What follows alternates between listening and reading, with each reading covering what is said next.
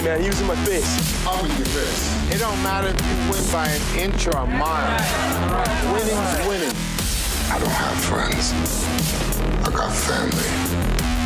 Vroom, vroom, and welcome to a brand new episode of Fast Friends. I'm J.E. Skeets here in the Classic Factory along with our Fast Friends expert, Trey Kirby.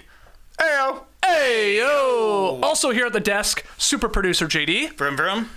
Our guy, Esh, under the hood for this one. What's up, Esh? How y'all doing? And back for the third time on Fast Friends, it's the host of the Is This Good podcast, coming to us live from Dominic Toretto's neighborhood. It's Matty O. Hey guys, thanks for having me. As you could see, I'm cooking up another classic in the kitchen over here. But you are in the Toretto neighborhood, right? That house, it's mere blocks from you. It is near blocks from my actual home, but if you listen to Is This Good, you know that my actual home is condemned due to a pipe leak in the crawl space. So now I'm at Jill's home, so I'm now a couple miles from the Toretto family home. Okay. Would you rather have a pipe leak in your home or John Cena falling through the ceiling of your living room? Well, I'll take John Cena any day, frankly, because I think the cleanup would be way easier. I agree. From John Cena. I mean, the question is, could Dom Toretto defeat my greatest current enemy, mold? We'll talk about it here on Fast Friends. It's great to have the band back together. Oh, yeah. For those of you who have maybe just stumbled upon this in the No Dunks feed and are wondering why we're not talking about NBA free agency, 2 years ago, during the summer of COVID, when there were no hoops and the boys were desperate for content, we decided to watch and review every film from the Fast and Furious franchise. It was a hell of an undertaking, but we did it. We watched them all. It was my first time for every single movie. I'm talking the Fast and the Furious. I'm talking Too Fast, Too Furious, Tokyo Drift, Fast and Furious 4, Fast 5, Fast and Furious 6, Furious 7, The Fate of the Furious, Hobbs and Shaw, nice little spinoff, F9. Hell, we even watched some DVD shorts and considered at one point playing the board game. Yeah, that's true. That's true. But we never did. So that was the fall of 2021. Flash forward to present day. We have arrived at Fast 10, aka Fast X. How do you call it? How do you prefer? I think it's supposed to be called Fast 10. I know, but I like to say Fast X usually more. I'm always saying Fast X, usually making the hand signal as well every time it comes up. I believe the director has said it is Fast 10. Fast 10 your seatbelts was the obviously running joke. Matty O, what do you think? Fast X or Fast 10 to you? I got called out at a party here because I was like talking about, I gotta go watch Fast X, and someone was like, it's actually Fast 10, as in Fast 10 your seatbelts, and everyone fucking died laughing, and I said, that's not an original joke, that's been the joke since at least F9, because on the podcast we all talked about how they should call it Fast 10 your seatbelts, so don't get all high and mighty on me, but glad we cleared it up. It is Fast 10. Not since the band MGMT, when we wondered, is it MGMT or is it management? Has a title been so confusing to me? You're right. Well, we are going to break down the 10th film in the Fast saga, the 11th in the Fast and Furious universe, because we do count, of course. Hobbs and Shaw. Some fast facts for everybody out there. Yes, Fast 10, Fast X, whatever you want to call it. Released May 2023. Budget a mere $340 million. Oh, so cheap, this one. Yeah. As of recording this pod, Fast X has grossed over $711 million worldwide, becoming the third highest grossing film of the year. Do you know who has it beat right now? What, two movies? Avatar: Way of Water? No. That was 2022, I guess. No. Guardians. Guardians of the Galaxy 3, that's in second place, and oh, Super Mario Brothers movie. Yes, the Super Mario Brothers movie is over $1 billion worldwide. So Super Mario Brothers, Guardians of the Galaxy 3, and then Fast X. The skinny here, Dom Toretto and his family are targeted by the vengeful son of drug lord Hernan Reyes. Okay? Stars Vin Diesel and everybody. Yeah. Absolutely everybody that you know is in this movie. The hot new star, though, Jason Momoa. Aquaman is the big star in this one. Directed by French filmmaker Louis Leterrier, Leterrier, who replaced Justin Lin as the director a week after filming began. That's insane. He just came in, apparently got introduced to everybody, and then was shooting the next day. As a producer, does that not blow your mind? It completely blows my mind. And it's over, it seems like a little bit of just a little snit that Justin Lin had, right? Like he just kind of had a meltdown and walked out. Is that what happened? What's the backstory with Lin driving off? I don't know why I'm looking at you, Trey. Well, he's the expert. Yeah. It seems to me that maybe Vin is a tough guy to work with. Vin likes to get his way, and if Lin's way ain't Vin's way, you're on your way out the door.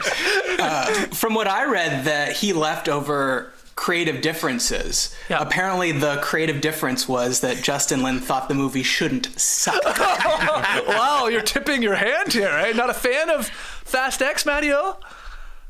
Well, I've watched all these movies, even though I haven't been on all these podcasts. I wanted to be a completist. I wanted to give respect to the fans of the series and not just hop in for the ones that I was involved in. Yeah.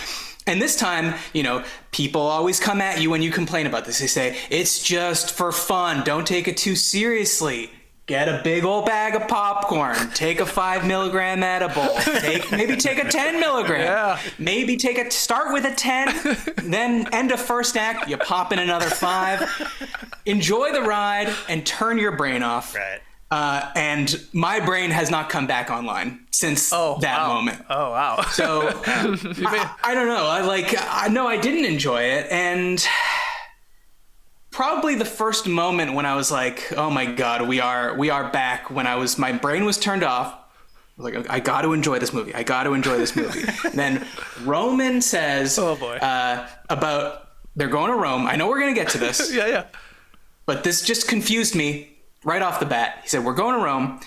He says, Rome, and Tej is sort of making fun of me. He goes, Roman. That's all I need to know. And then Tej says, the only thing you know about Rome is Roman noodles. Yep. And then the movie kept playing, obviously. But my stone brain was stuck on that for a good 8 minutes going, what was a Roman noodle?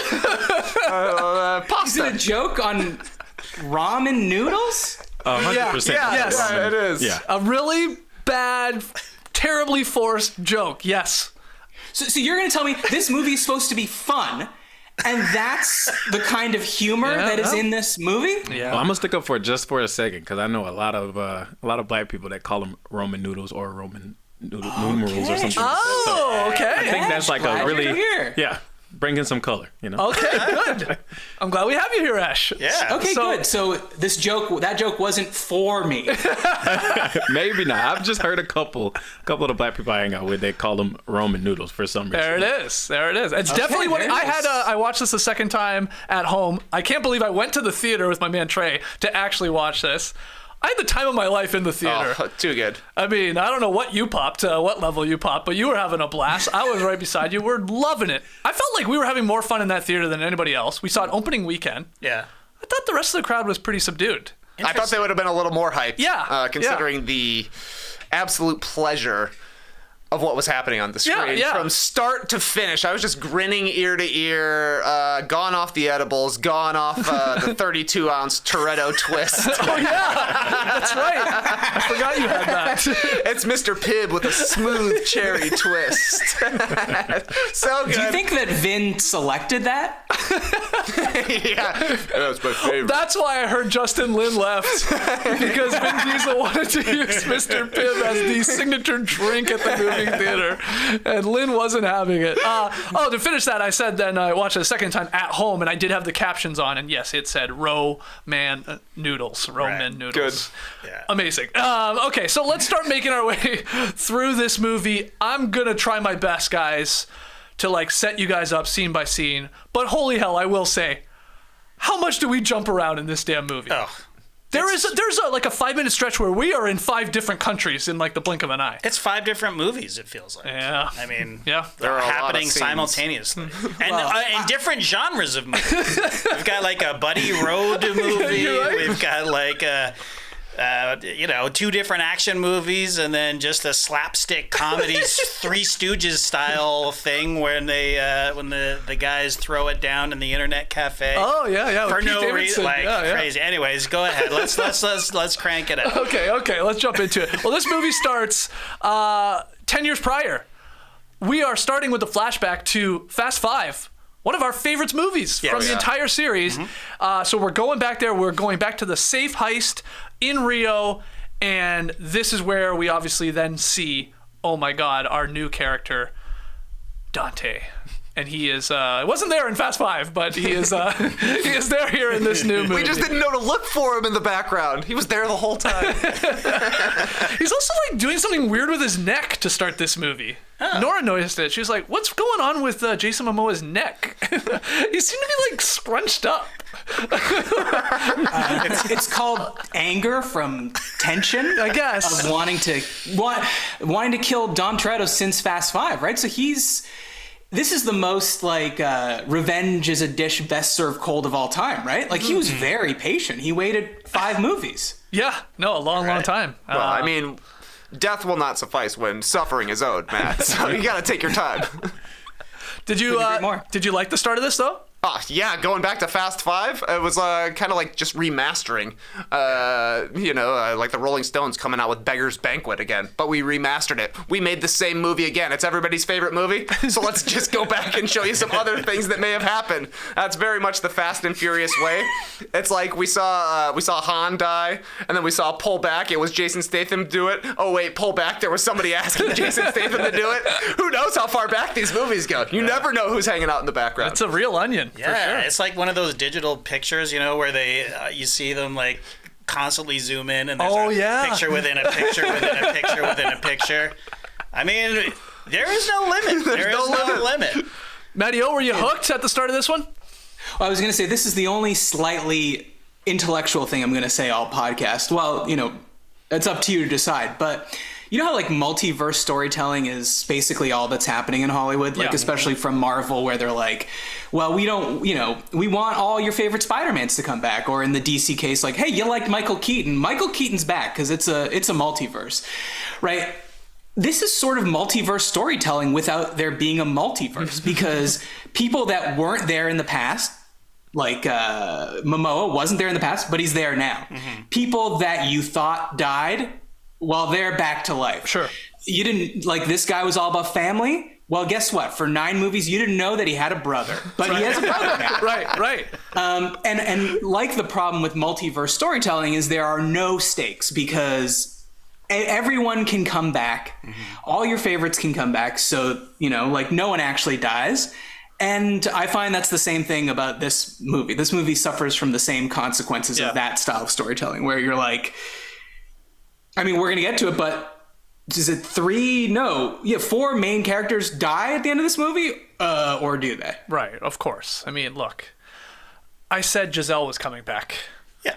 During our Fast and Furious, during the Fast Friends breakdown. Whatever movie that was. I can't even keep track anymore. That was 6? No. 8? 7, I think. Okay, one of them. And in doing Fast Friends, I said, there's no way. She's coming back. Yeah. But, she fell, the plane, a hell of a death. No, there's no way, because we had learned up to that point. I had learned after watching all of them, no, of course she's coming back. Yeah. And she does at the end. Ash, to take that comment, though, from Matty O even one step further, before we jumped on, this multiverse, this superhero talk, you think that Fast and Furious actually might fold into superhero movies, where we find out Dom is basically a Superman type dude. I said it as a joke a little bit, but would you even be surprised? We get to Fast X3 at the end of that, because it's a trilogy now. Yeah. And then he's just like, no, I'm from Krypton. You wouldn't be surprised at all. You would not be surprised. Or Professor X is suddenly there, and we injected you when you were a small baby that you're good at driving and you're invincible. Yeah. I mean, we're joking, but sure, why not? Exactly. But he does lift a car. He lifts a car with one hand. Yep. That's mom's strength. And what was going on in Hobbs and Shaw? Wasn't Idris Elba character they said, I'm Black Superman, right? Yeah. He was genetically enhanced or something. Right. So you get to the point where people are genetically enhanced or whatever. anything is possible. Yeah, right. that's right. Well, just because this fits in now, let's just get this topic off the table. Talking about multiverses, talking about bringing people back. Is there any way that we're headed towards an AI, CGI Paul Walker? Oh, yes, 100%. 100% that is happening. Wow.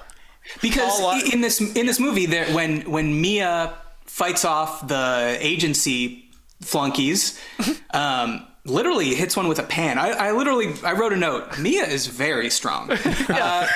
And then Dom's like, go back to Brian and be safe or whatever. So they keep alluding to Brian. Brian's definitely still alive. Yeah. Obviously, he's hanging out with them.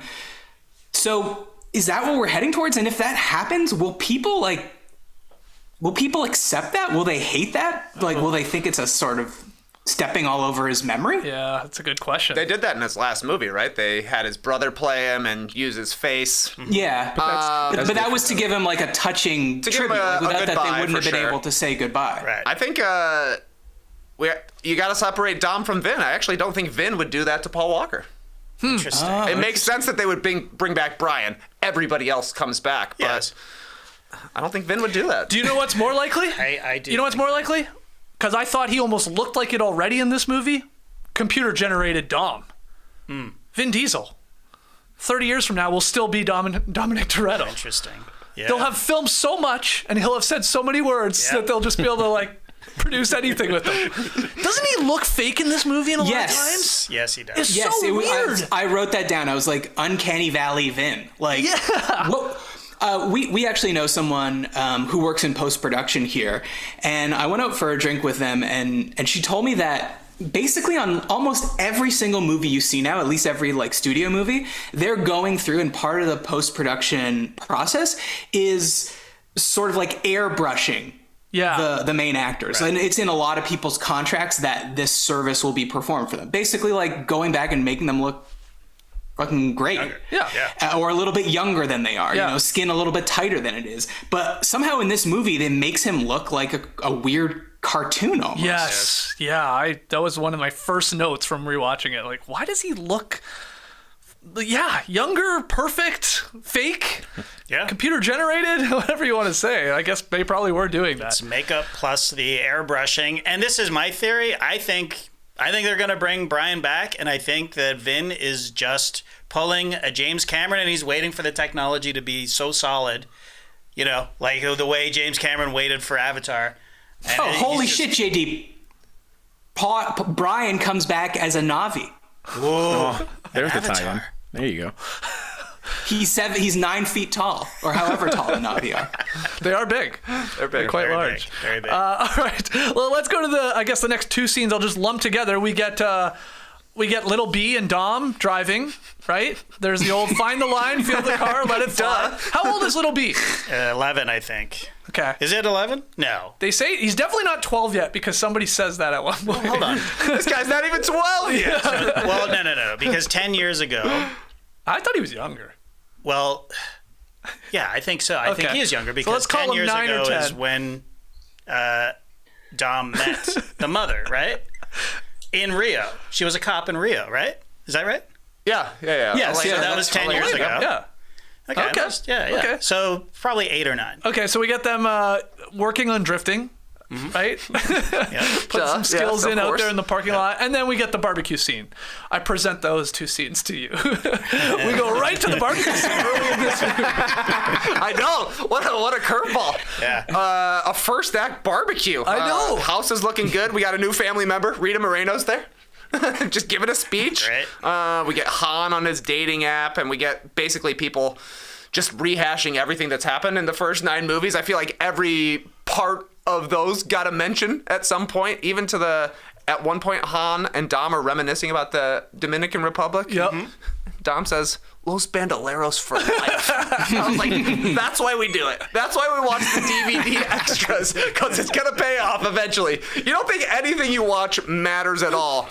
But then Vin will dig deep for the tiniest little detail to put somewhere further down the line. Yeah. Hilarious. That was great. And then you get like the sweeping shot of, all these snapshots from all the different movies. And Yeah, they've had a professional photographer following them around for the last 20 years. One of my biggest pet peeves in movies, and also we'll get to it, but Jack Reacher, Ames showing, all this footage from the movies. Oh, yeah. And all exposition, like, oh, these guys have barbecue, all that line. Yeah. Anyways, it drives me crazy. It drives me crazy.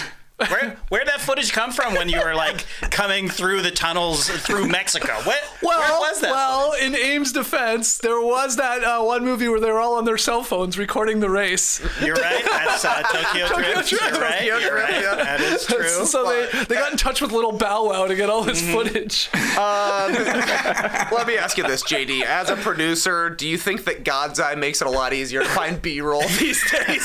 You can just get any footage of anything that ever happened. Throw it in there. Yeah, forgot about Matty that. O, any thoughts on the teaching little B to drive or the barbecue scene here at the beginning?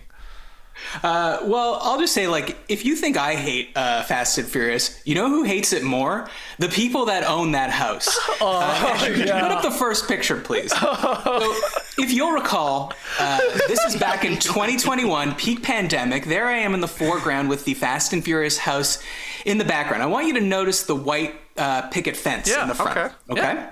I believe there is a sign there that maybe says "Stay off the property," I assume, or something. Yeah, that's no trespassing sign, and there's also a no trespassing sign at the stairs that you can't see. Okay. Let me just also point out, pandemic, terrible, but all I did was work out and run. Look at you. Yeah. He looks. Yeah.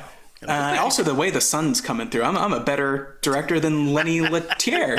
Did you get that airbrushed? Because you're looking good. I did get that airbrushed. It's called being 3 years younger. Okay, so again, look at the white picket fence. This is 2021. I ran by it yesterday.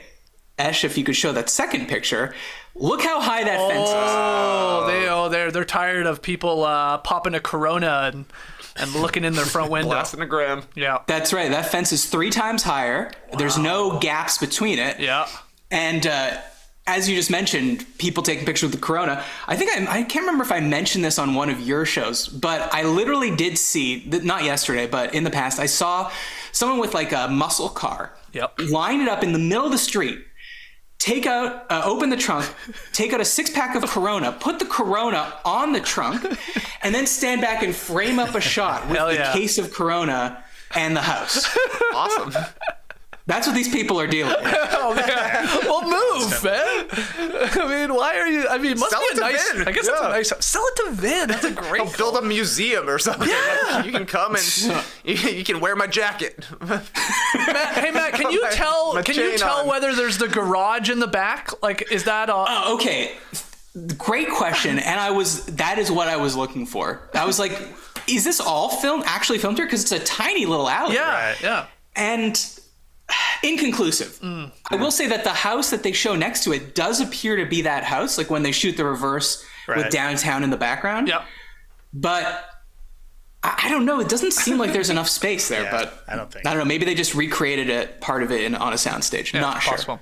Well, to our next scene, would have been difficult with that new fence for Cypher to get in, because she shows up, blood all over that new fence. She's trying to get over it. Yeah. She shows up at Dom's house and tells the story of Dante taking her tech and her team. Where that's where we get like our first fight sequence of this movie, if you don't count the heist with the safe. Yeah. Well, first of all, one more note about the first 2 scenes. Vin wearing sleeves. Was he? Yeah. He wears sleeves while he's parenting, I think. He doesn't want to scare the other parents in the pickup line. Yeah. So he had sleeves, you're saying, when he was teaching Little B to drive and at the short barbecue. Sleeves like this, yeah. Wow, I didn't notice that. I was going to cut the sleeves off this thing, but then I thought, no, why? Why? Because, Vin doesn't. He doesn't have to. He doesn't feel the need to always show his guns. Also, he might have been out of shape. Anyways, whatever. Cypher shows up. This is a woman who, 6 months beforehand? No. 8. You were really hung up on timeline is crazy. Yeah. Little B was the baby in the plane, right? Where Yes, absolutely. Okay. Yeah. So 8 years ago, shot the mother of Little B in the head. Yeah, ruthless. And she just shows up on the guy's doorstep, like the nerve of her. I met the devil last night. Yeah, well, she had the enemy of my enemy is your enemy. What is it? I don't know. The enemy of my enemy is my friend, I guess, or something like that. But yeah, crazy. Do we like Cypher? I thought we hated Cypher. I'm not a big Cypher fan, and I don't, as Ames mentions later, eventually all of the villains join the family at some point. Yeah. So it makes sense that she would finally turn, but I'm kind of surprised that, Cypher as a villain has lasted for 3 movies. Yeah. That's surprising to me. Yeah. Well, she was kind of locked up on the Death Star last movie. True. Right? Yeah. But yes, definitely. See, I'm going to say Cypher is one of the best parts of this movie, and I agree I didn't like her before. Okay. But her 2 actiony scenes, like the flashback that we see where she beats, or which we're about to get to, where she beats up all her guards, and then the fight scene with Letty later, were those not 2 of the better scenes? Like, they didn't involve a shit ton of CGI. They felt more grounded. Yeah. Charlize was a winner in this. I think her stunt double was a true winner, doing some great stuff. I don't think that was actually Charlize, but maybe I'm wrong. But we get Dante. Yeah, we get that scene where he's obviously his real intro. Yeah, he's like the Joker, man. Is he? Well, that's what he's saying. Everybody is just really, really excited about Jason Momoa, and I will say, he is good in this movie. He's one of the better things about this movie. Right. But come on, he's not that good, and it's not his fault either. It's whatever. Lynn quitting or whatever happened, it's like this guy is he becomes a complete psycho, but he's not psychotic at the beginning of the movie, right? Or at least we have no hint of that. And Wait, what do you mean? The flashback? Okay, so we see it when we see him at the beginning. He looks neck thing notwithstanding. He looks fucking cool. Neck. He's wearing a suit and he's like, God damn, this is serious and we're not fucking around here, right? He seemed like a normal villain, right? Yeah. Smash cut to him doing his nails with 2 dead bodies, out of nowhere. He sort of explains it though, does he not? He did, I thought. He says he basically cracked his head open. He died. He tells us he died. Yeah, he falls off the bridge. When he fell off the bridge. Back in Fast Five. In Fast Five. But then they subverted that storyline by saying, "Oh, this kid's been as a child, he's been having psychotic That's episodes. true. So which is it? Which one is it? Which is it? Yeah. And I'm totally fine with I hit my head and now I'm psychotic, or the death of my father just pushed me off the deep end. But it's just very inconsistent and just sort of So you're saying you would have preferred in the start of this movie the flashback to Fast Five when suddenly he's there and he should be going oh my God, they took my safe. Yeah. He should have been kooky. I don't know. Kooky out of the gate. Kooky out of the gate. Or we... Oh, please. Oh, man. It's got all our money in it. Toodaloo money. But we don't see that progression, and it just sort of comes out of nowhere. And I think Momoa is actually pretty good in this movie, but I'm getting tired of everybody going, wow, he's good. It's like a Hot in Cleveland sort of scenario. You know that show where it's these women are 4s in LA, but they move to Cleveland, and now they're suddenly 10s. I think that's what's happening here. Is just this guy can actually act and is kind of interesting. So in this dead zone of stupid characters, he's actually seems better than he is. But anyway, here's a problem. Another problem I have with that scene. Yeah. This guy kidnaps all of the families of all of Cypher's henchmen. Yep. Who kidnapped Why did he need to do that? Why did he need her henchmen? Well, I think the plan. She got the best tech in the world. Yeah. But those are her henchmen. He steals. Why didn't he just show up with his own henchmen and say, Because these guys are the tech guys. He literally calls them nerds. He's like, I need your equipment and I need the people to operate it. So who's holding the families? His other He's got henchmen. He's got a whole other group. Yeah. They're terrible at tech. And they're terrible at tech. They can't even figure out how to update their phones. They kidnapped 20 families. Yeah, They're holding 20 They're old families. school, JD. They're good with the kidnappings, but when it comes to like new guns that turn off, they don't know how to do it. Dante must have been pumped when that one guy had no family and not even a cat, because he was like, oh, okay, sweet. We don't need to send anybody. Yeah. Just shoot this guy. All right. Doesn't matter.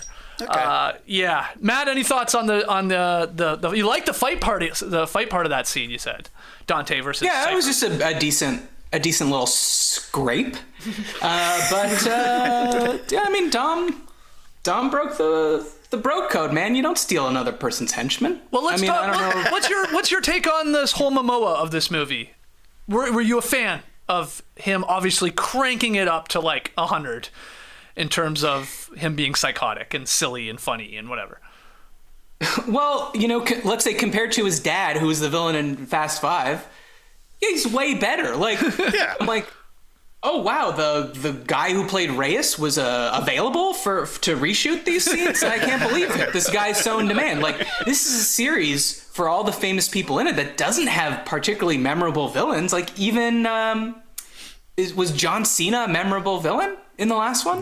No. This is why I love Momoa, because he at least is different than every other villain ever in this series. You're right. And they're all the same. Statham, Cypher, Yeah. Cena before. I mean, everybody that eventually becomes family that was a villain, they're all just like serious badasses. At least Momoa's doing something different. And that's what it feels like. He's like, I'm just going to go crazy. You mind? Well, then they let him do it. And Yeah. that's the key. I think that Vin actually may have taken that note, because that was the biggest complaint from Fast 9, is that Cena, who is one of the most electrifying actors out there, and funny and charming, completely wasted in 9. And actually we get to see a little bit of that in this movie, which is great. But yeah, I think they just let Momoa do his thing.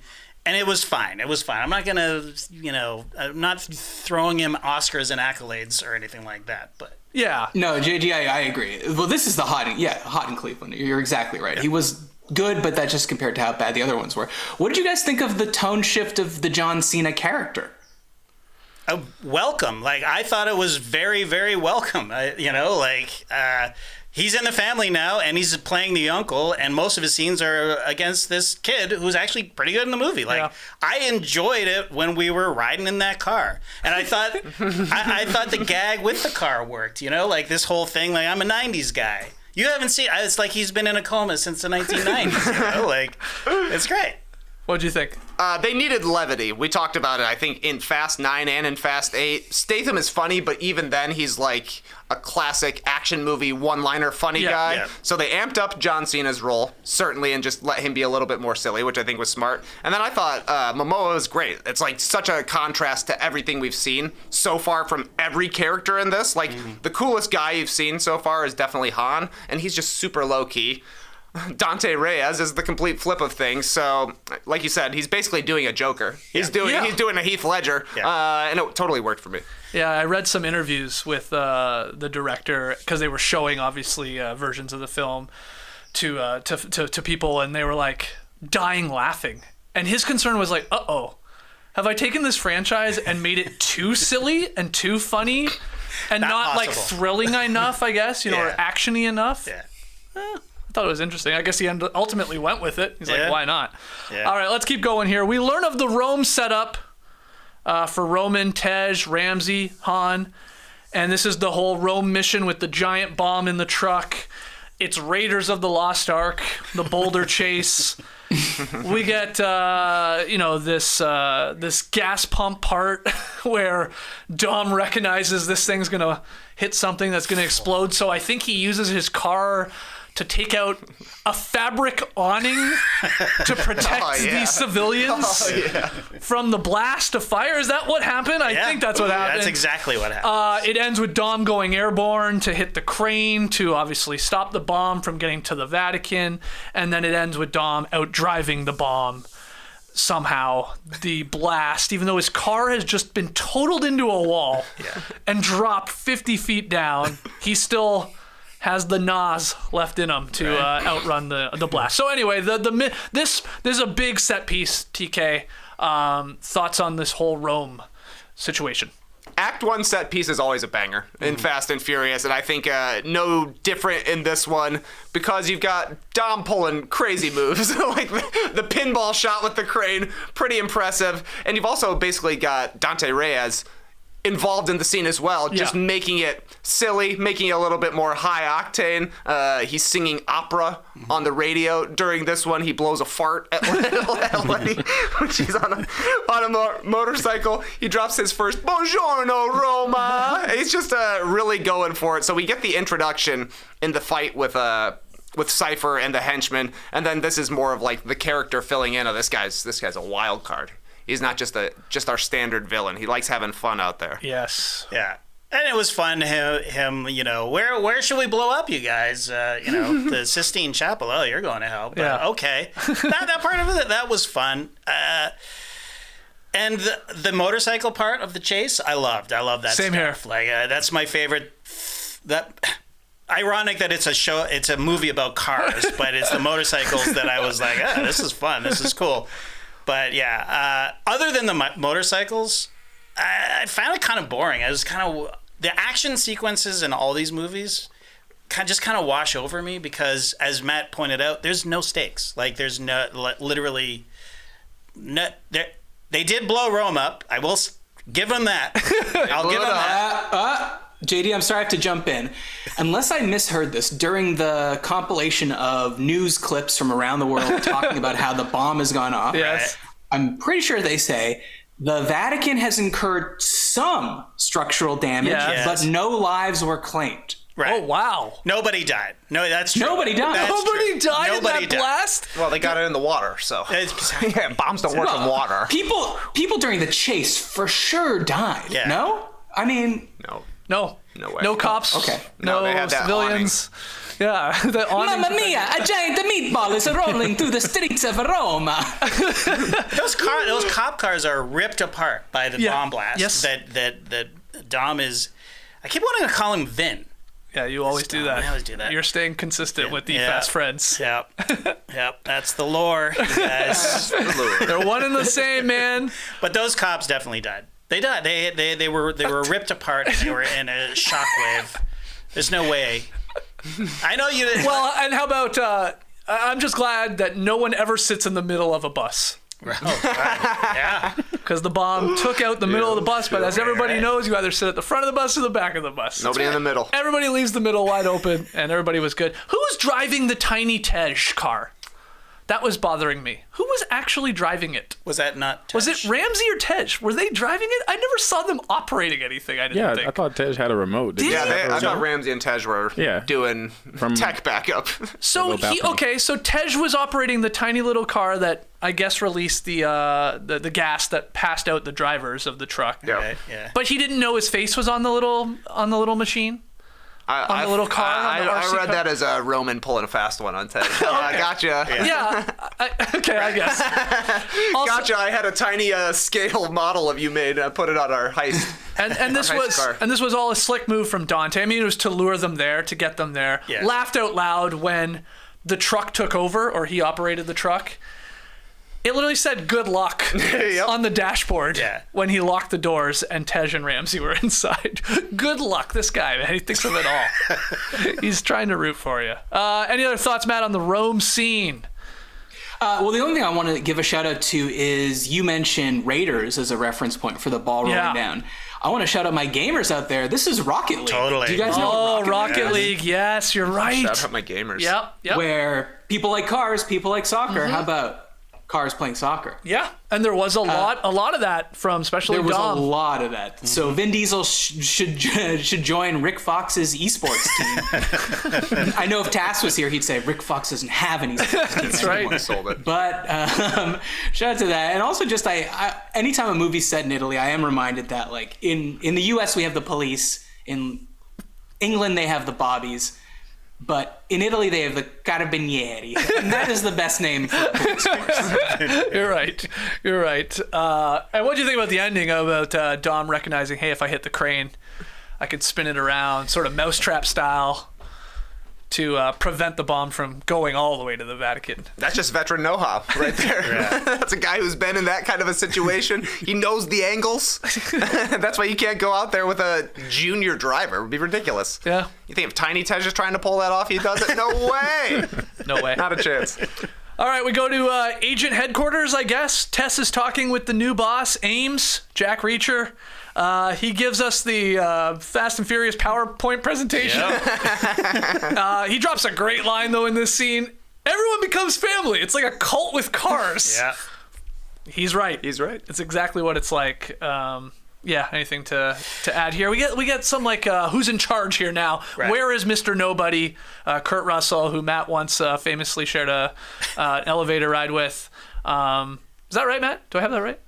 That's correct. Okay, good. But he's gone. Mr. Nobody is gone, and his daughter, I guess, is now the real boss is Ames, I guess. I was so confused by this. Well, you know, when your dad goes missing, you get their job. Yeah. So like, if JD just disappears someday, Jackson's going to be in here producing. That's right. That's how it works. So Tess, you're saying, is the real boss, but it feels like Ames is. Ames literally says, as your direct superior. Well, he takes a vote. Yeah, who are these people? Right. the TV people. Yeah. We asked the Nielsen families, should we do this? Yeah, but he outranks her. Yes. He orders her to knock it off or whatever. What does he order her to do? I don't know. Doesn't he only like order that after though? Like after they take that vote? Yeah, they take the vote. Yeah. Those are the superiors. Those are the Right. Illuminati in charge. Yeah. So she was in charge first, right? Yes. Though, like she's Little Miss Nobody. So she was in charge, and then he's like, I don't like what you're doing because you're too close to the situation, basically. Oh, like you're a family. Oh, so You're a family. he recused her because she was too close to the. Oh, interesting. Okay, I didn't catch that part. I thought that's what happened. I only saw it once. I don't know. Interesting. Okay, but basically we learn Ames is saying, go get the family. Because that's how we'll get sort of Dom. Yeah. Right? Because Yeah. they're sort of on the run now. They're seen as the villains here in Rome. They caused this bomb to go off. They're the terrorists, like Matt said. There's the whole montage of all these clips. So we go to back to the house, and Jacob, John Cena, Uncle Jacob, he shows up to save Mia and Little B because all the agency guys are coming. Any thoughts on this scene? You like this? I did. I enjoyed this fight scene. This one I enjoyed. I love seeing the house getting all torn up. I loved it when John Cena fell through the floor. Is that what happened? Well, I guess he sort of did like a wrestling move on one of the bad guys. The hole is made. Yes. And then more guys come in on the first floor and he jumps down. He jumps down. Yeah. He jumps down. Yeah, which was foreshadowing for Dom's car falling out of the sky onto other cars. Right.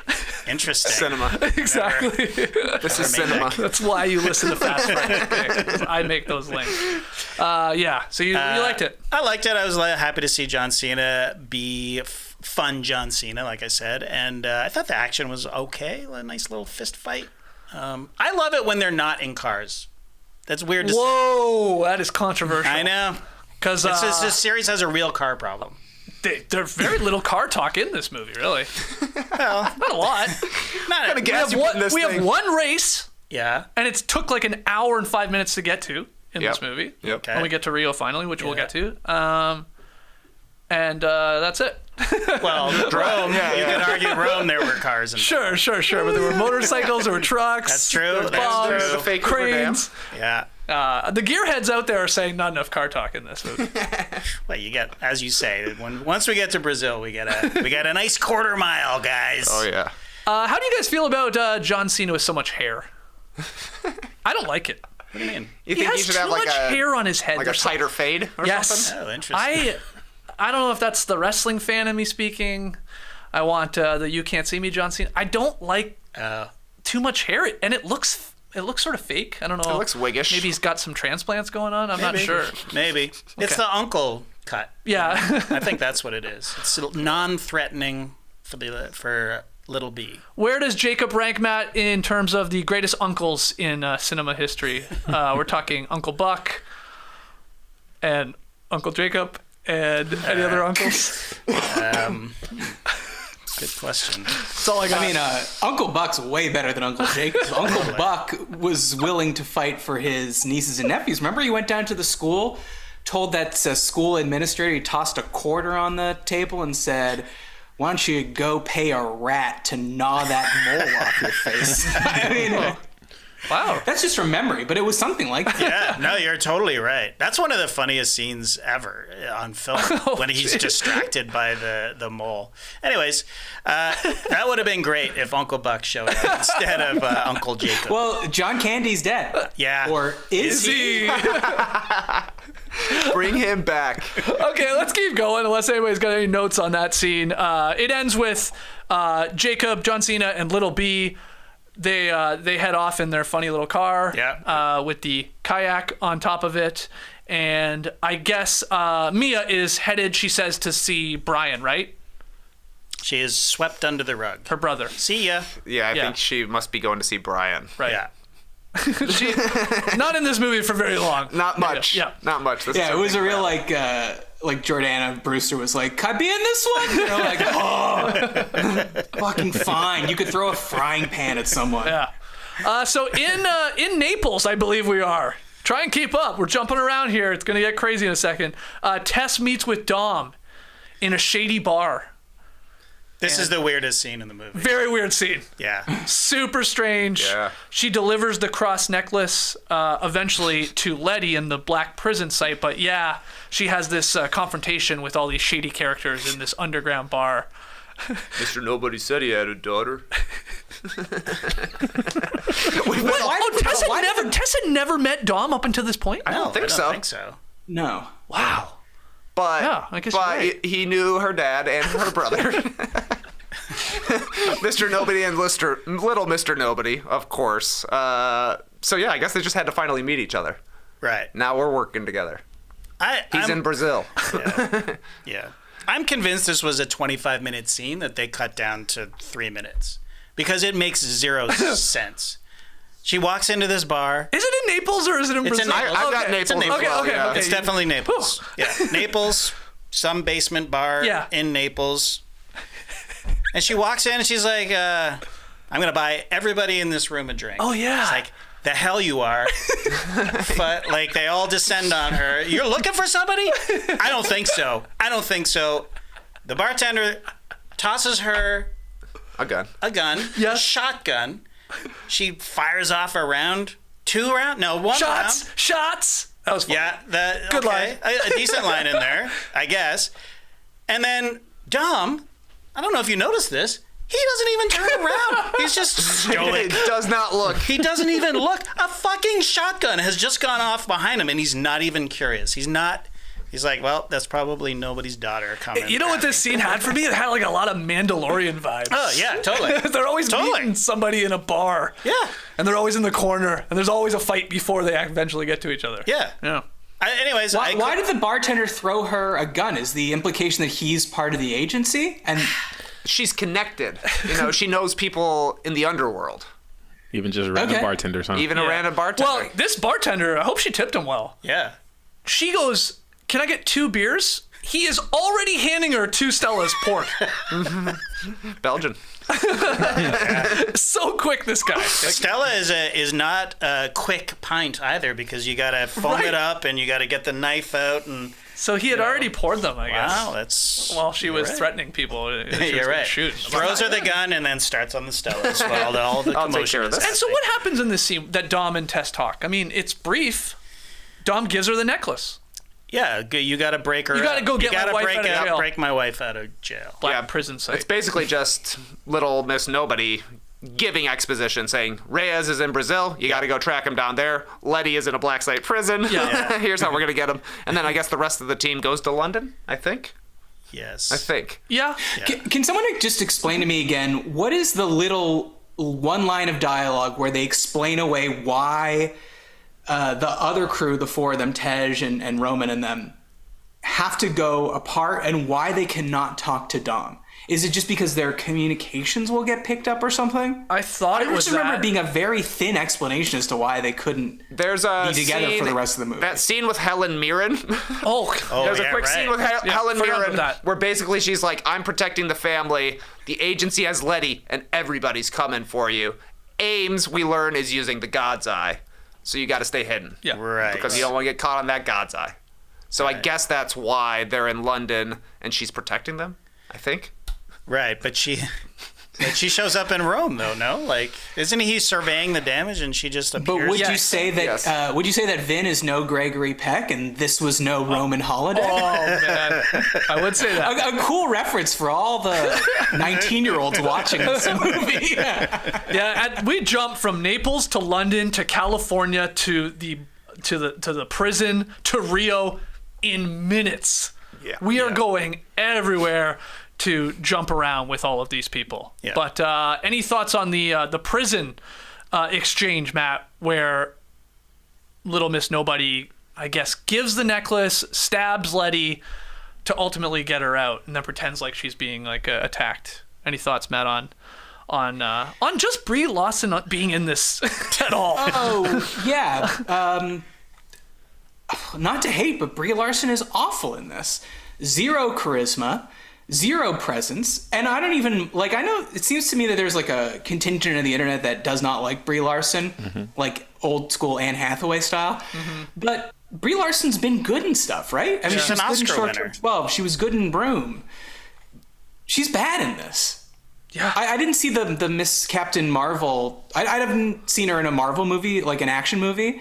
Is she as bad at that as this? Is she just not meant for action? Ash, you could probably speak to that. People absolutely despise Brie Larson in Captain Marvel. Like, they think it's one of the worst movies. I thought she was good in that, but I she thought she is was good too. terrible in this movie. You're right. Yeah, she's like bad she's in just this kind of there. It's really like, why is she here? Yeah. Why did she She's there decide to because do this? I mean, obviously, I guess the payday was Well, good. they want another star in this, right? Yeah. I mean, they have to introduce a new A-list actor in everyone. But she'd already been in it. No, this is her first one. No, Oh she my hadn't. God. But they also did introduce Hold on, she Momoa. hadn't been in a movie? I don't think Yeah, so. this is the first time we see her. No. Oh my God. Oh yeah, why did she do this? Or well, Yeah. that could have been my anybody or not even have it. My Yeah. theory is that he wanted Oscar winners in the movie. That's why Rita Moreno's in it. Oh. That's why Brie Larson is in it. Did Charlize? She won an Oscar. She did. Yeah. Yep. Yeah. Yeah, she because I saw a post of his saying, "We got so many Oscar winners there. They just want to be in this movie." Oh, I'm like, okay. Okay. I had thought she was already in one of these things. Oh my No, God. No. But I think he wants credibility for the film. Why, Vin?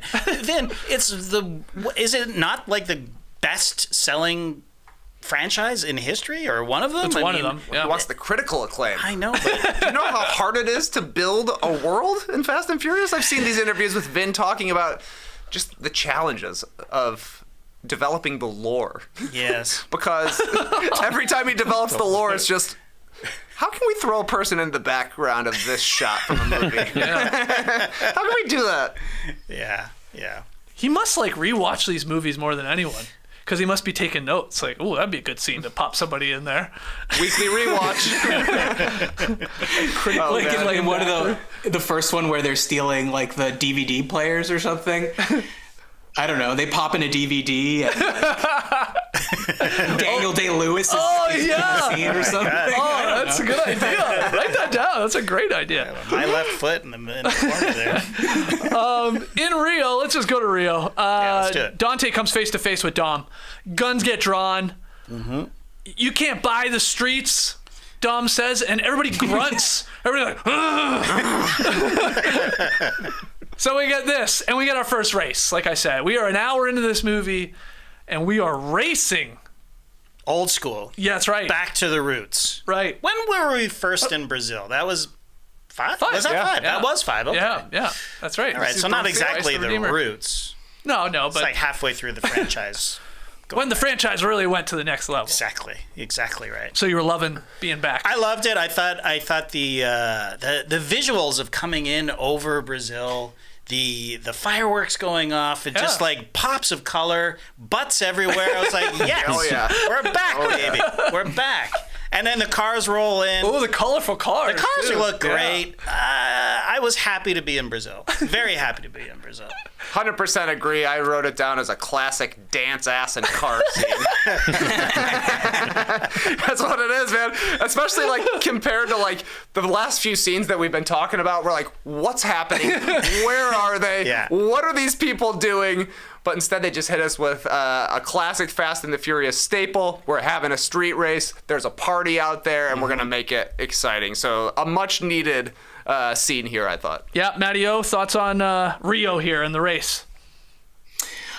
Honestly, you guys are talking about up this little sequence of butts and pops of color. I was watching it going, did they just reuse this from the last one? Because it feels like that exact same montage is in every movie. Yep. I really like that they're driving home the Christ the Redeemer imagery. I think did they even call Dom Saint Dominic in this at some point? Yep. Okay, so that's good.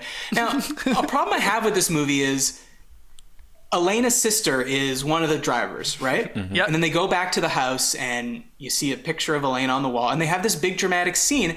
And I'm sitting there going, am I sort of the asshole here for not giving a shit about Elena? I don't miss Elena. I don't wonder what would have been. Yeah. And now they're trying to get me to care. The problem is that they didn't make me care in the first place about her. The second problem is Vin cannot do emotional acting. I don't, like, maybe he wants an Oscar. It ain't gonna happen to Vin. And in this scene, there is a line of dialogue where Elena's sister says, the wrong sister died. You can't say that in a movie anymore, especially since Walk Hard, where that is the whole joke over and over. The wrong boy died. The wrong son died. It's such a cliche that movies making fun of cliches have made fun of this cliche. You can't bring it back anymore. It's over, man. Like, we don't need these little emotional moments in this movie that you're trying to tell me is fun. Right. Fair. I thought you wanted steaks, man. Well, that's so the one character who dies and stays dead isn't good enough for you? Yeah. Well, they tried to force stakes in, but like you have to have something behind it for it to be a stake. You can't. How just about show a child, little B, watched his mother get shot? He doesn't remember. Well, people don't remember Walk Hard either, man. People will rewatch Walk Hard more than they will rewatch Fast X. Not a chance. Guaranteed. Not a chance. Weird bet, but not a chance. Okay, how do we go about finding it? We will poll everyone in this country. What I hated about the race scene was we get like Dante basically at the starting line, looking over at Dom. Yeah. And says something along the lines, very vague, but like, you got to choose. Mm-hmm. And Dom immediately like starts computing, holy crap, I'm going to have to choose between Isabel. This person I don't know. Really. Yeah. And what's this guy's name? Diago. Yeah, his buddy, like, or somewhat friend, acquaintance, who was on his side at least when the guns were drawn. And he like knows somehow that there's bombs under both their cars. Right. And he's like, I have to choose. Like, because this is what Dante keeps saying. You got to pick one. Problem with the family, right? This is the problem. Can't protect them all. But logically, you're right. Like, what is he choosing? How is he choosing? What is the choice to be made? Like, okay, I have to save one of them, I suppose, but he's not really given a chance to choose because he blows up one car. Well, he does. He basically, doesn't he crash Isabel? He crashes her purposely. Yes. So her car clips another car that happens to be on the racetrack. Yes. Just a spectator. And it pops off the bomb. Right. So it does protect her. Yes. But he didn't get a chance. How does he know those bombs are even there? Is my point. I don't think he figures out that there's a bomb on. Well, he must. Why would he be hitting her car? Because the other car blew up. Oh, okay. Right? I think he's so smart that he knows. He maybe can see those red flashing lights on the asphalt. Maybe. And is like, oh damn, they got bombs underneath the them. reflection of Yes, that's it. Ground effects. He has great weird. eyes. Okay. I mean, the race. the Dante Dom, because we got a funny Dante lines here, at the start of the race. That's great. Yeah. And even within the race, he's good. He's silly. He's stupid, but whatever. But I hated that part. Like, how does Dom know? Yeah. And he doesn't know Isabel at that point. Is Elena's I don't sister? think he realizes it's her sister. Holy moly! This guy that talks all the fucking every day about family knows nothing about families. Wait, you don't think he knew? Think about from Dom's perspective. He's in Brazil. It's hectic, man. They're trying to plan a heist of this crazy $10 million safe from a police station, and he just meets Elena in the walk of the job. You know, that's true. His mind is elsewhere. He doesn't have time to stop and think, do you have a sister? What does she look like? And is she a street racer? Also, would she have kept all of your police files? Oh, that's my favorite part. He passed away, because she would apparently. Yeah, she's a hoarder. She keeps everything. Yeah, well, that's good. Well, hold up. He did fuck her, though, right? Who? Dom. The sister? He would not. No, the dead sister. Oh, Elena, yeah. Yeah, they have a kid. It never came up. It never came up. I know, that's what I'm saying. That's what I'm saying. The heat of the moment. The heat of the That's what I'm saying. moment. A little pillow talk. For a guy that talks non-stop about family, he never cares really about anyone's family. He can't even keep track of his own family. It's the first thing that he would ask. He would be like, "Oh, that was amazing. Got any brothers and sisters?" Like, of course he would ask. I'll go you one step further. To get aroused, he would be like, "Okay, yeah, tell me about your sister. Tell me about your brother. I love family. Got any grandmas still alive?" Oh yeah, move higher on that family tree. Get up on those branches, baby. Oh yeah. Oh, this is a big California redwood, and I'm getting near the top. Oh, there's a divorce. That's being aroused during sex. Okay, but now this is a serious question I'm about to ask you. He witnesses her sister, who he doesn't know she has a sister, get shot in the head. Does he not notify next of kin? He is busy. He's too busy. He's too busy. He's too busy. He's got to buy shit for the next barbecue, man. And suddenly he's a single dad. That's right. All right, let's keep going. The London crew that nobody cares about. Yep. They've been hacked. Every dollar they've made over the last 20 years is gone. Oh. It's being rerouted to actually hire the mercenaries to come and try and kill them. But Ramsey knows a guy, Pete Davidson, a.k.a. Bowie. He runs a black market, and we get this scene in this old internet cafe. And I can tell by everybody's reaction, nobody cares about this London story, this London crew, as I call them. He also left out the fact that Roman has money sewn into all of his clothes. Are we supposed to believe that he's had that this whole time? I don't mind that. I laughed at that. He's the type. Yes. These ain't Spanx. These are banks. That's a slick callback to way back him and Brian. I guess that would be Too Fast, Too Furious. Yeah. Where they put the money on them right at the end of the movie. Yep. You're right. And he's had him on ever since. He's had it. Yes. He's had strapped that money to his body the whole time. But Matt, you're not a fan of the London B, C, D plot of this movie, that this little crew. No. No. I mean, they split the parties, so they got to give them something to do, which is why, like, they were literally sitting there like, how do we add anything to this boring ass scene of going to see Pete Davidson? Yeah. Well, probably cast Pete Davidson because people think he's funny, right? Right.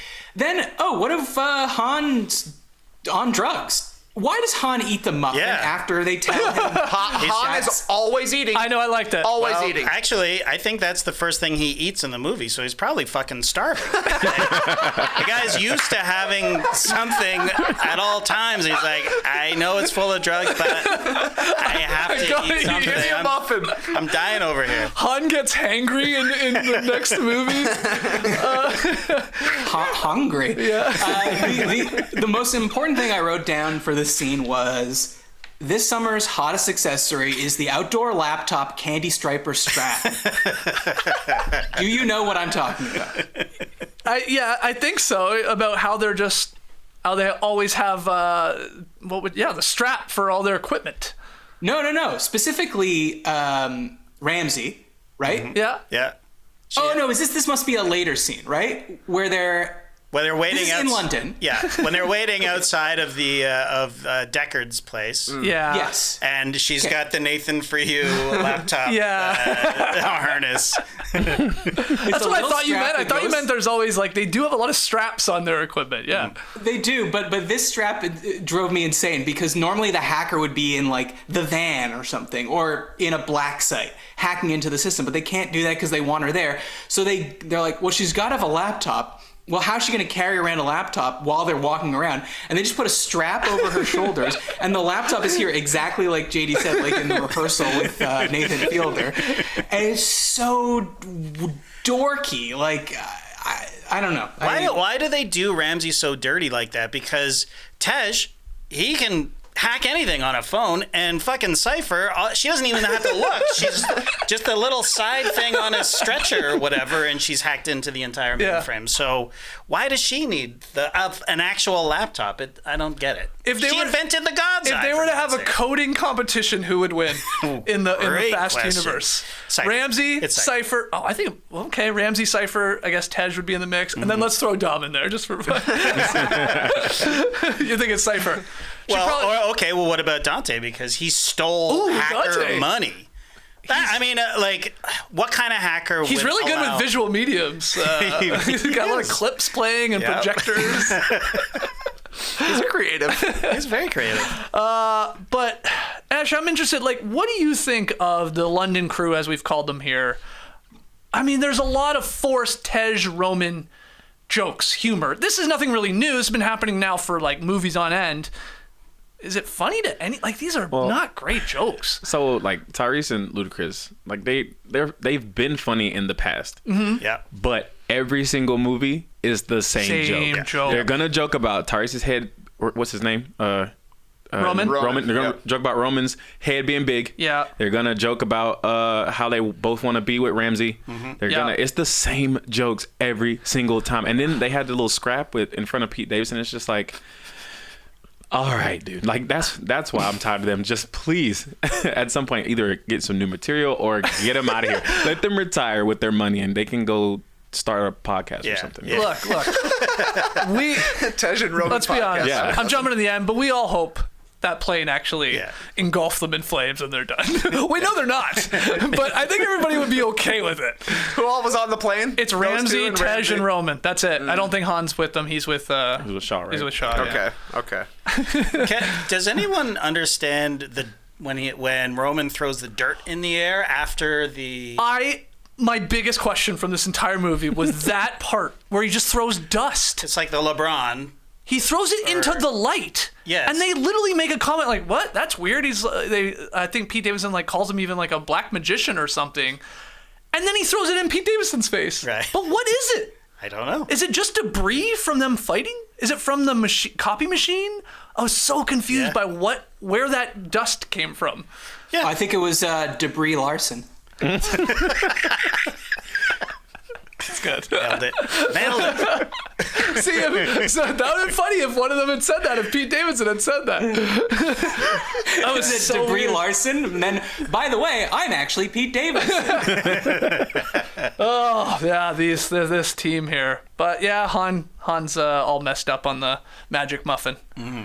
Which they really didn't lean into. No, with the psychedelic. For what, 12 seconds? 12 he seconds. sees wavies, Yeah. He sees wavy some wavies. gravies while they're fighting. That was it. That's it. And then he was sort of fine. All right, well, let's keep going. We got to check in on Jacob, Little B. They're trying to get by airport security. We think they're in Arizona. They're this confirmed, I think. Confirmed? That. The Yuma? Yeah. Okay. I don't have anything right now. There's some comedy here, and they're dancing in the car. Mm-hmm. That's fun. That's a Good fun vibrations. little sweet moments.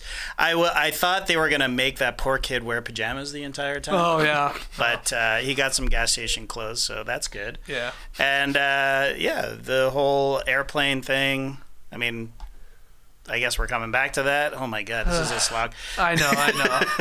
Well, let's just conclude it now because we will be We've already talked about the Isabel and Dom scene. They get the files.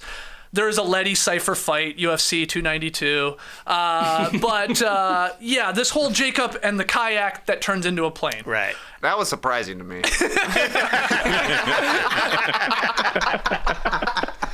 thought it was just a kayak. Same. They were just going out to do a little paddling, but nope. Didn't Dom and Letty have sex on a kayak back in the?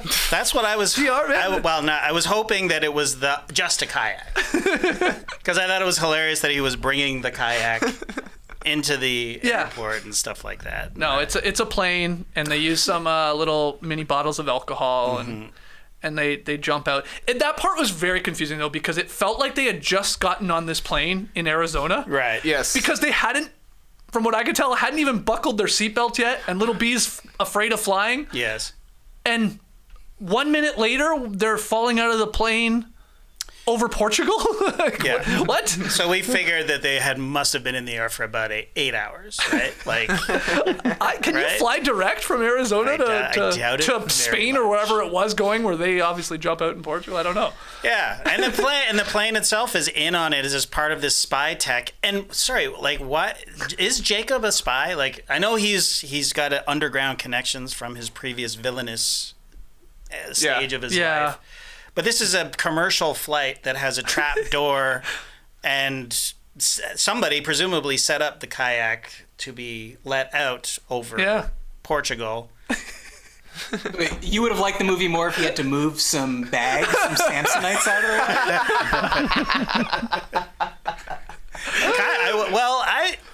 there? Yes, I would have, maybe. I don't know. Well, It did seem like a suspiciously empty cargo hold for people on an 8-hour flight. One kayak and a bunch of little bottles of alcohol. That's it. It was suddenly a plane. Yeah. I mean, I thought the plane was kind of cool the way it came out. Nice. It was fun. Yeah. It runs on vodka. Don't you dare put red wine into this, though. Ridiculous. You idiot. Stupid kids, man. Absolute fool. I do like the touch that Little B is scared of flying. His mom was killed on the plane. Oh my God. He had to be transported off as a baby by Jason Statham. Of course he hates planes. Oh, that's called generational trauma. That's right. I didn't put that together. Nice sketch. Interesting. Just because I don't want to gloss over it, Matty, Letty versus Cypher, you like the fight. You like that battle there where they, they're side by side on the stretcher, and they, I guess, Cypher, hacks into the system, releases the gas, everybody passes out. Because you know how you have, in a jail, I guess, you have tanks of sleeping gas? Yeah. Just in case, guys. Sure. I know this is not important, but was it part of Brie Larson's plan that when she stabbed Letty would get moved to the infirmary? Okay, we know that was part of it. Yes. But did she know that Cypher was also there, and then Cypher would get her out? Or I have was no she clue. like, I'm going to stab you, you go to the infirmary, you'll be out of this holding pen, figure it out from there? And that Cypher just happened to be there? Yeah, because she's also being hunted? I think that's by design. Yeah. Do you think Tess then went and did the same thing to Cypher? Stabbed her too, got her over there? Interesting. They just cut that out? Did she get there? Why was she there? They have identical wounds. Get the laser thing. We got two patients coming in. Wasn't Cypher already hurt? Yeah. She was hurt after the you're right, the Reyes. She hurt herself climbing over the tall fence at Gomez. She fell quite far on that new fence. Yeah, that pissed me off a lot. The decision to fight. Letty makes the decision. It's like, we're getting out of here. I just hacked this whole thing. I know we're enemies. Yeah. But that's what's so much more interesting to me. The two people who hate each other, they have to work together to get out of this prison that we find out is in Antarctica. It's just way more like begrudgingly working together. But no, Letty's like, oh, we got 4 minutes. I'm gonna kick your ass. Yeah. I mean, it just makes no logical sense. And I didn't think the fight was that good. No, you didn't like it? No. Yeah. Trey, what do you think of the fight?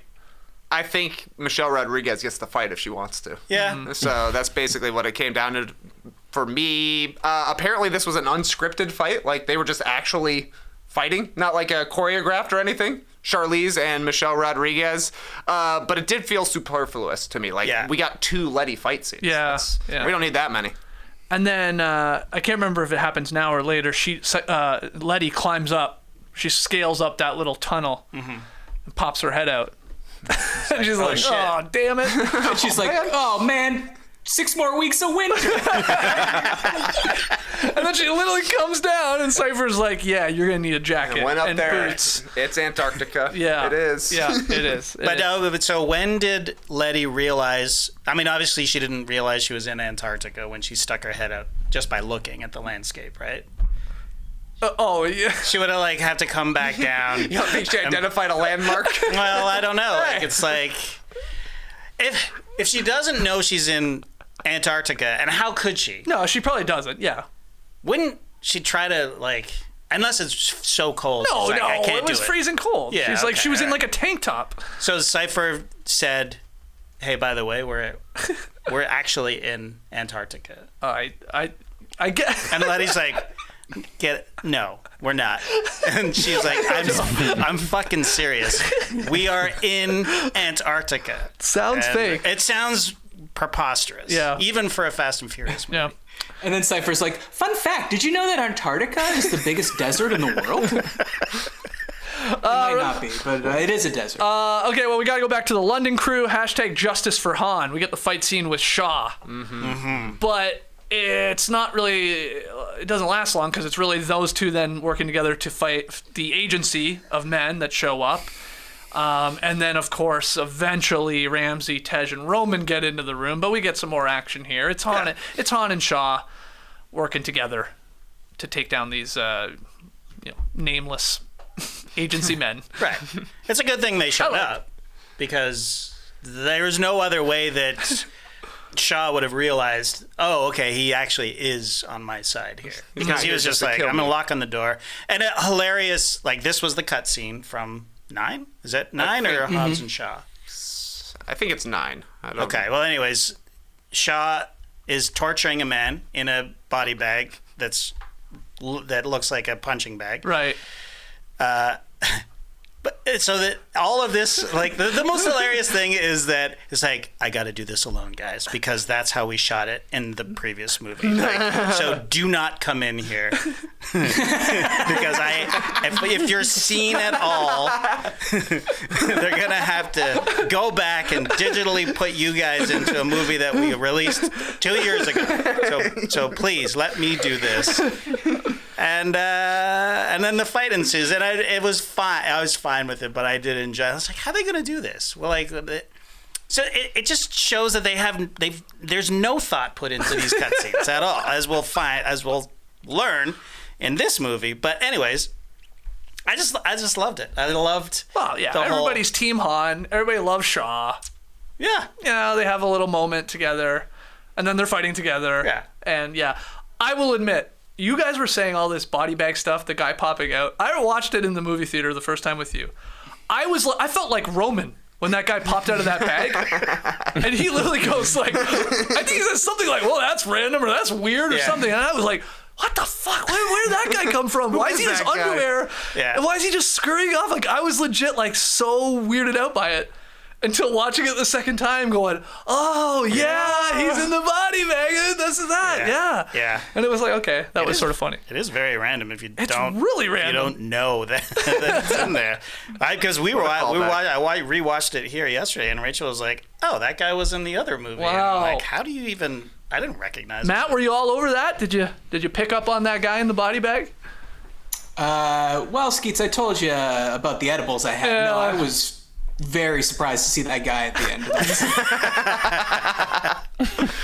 Okay, we go to Dom at the police headquarters looking at Dante's vision board. And they talk on the phone. They have a call with each other. I'm coming for you.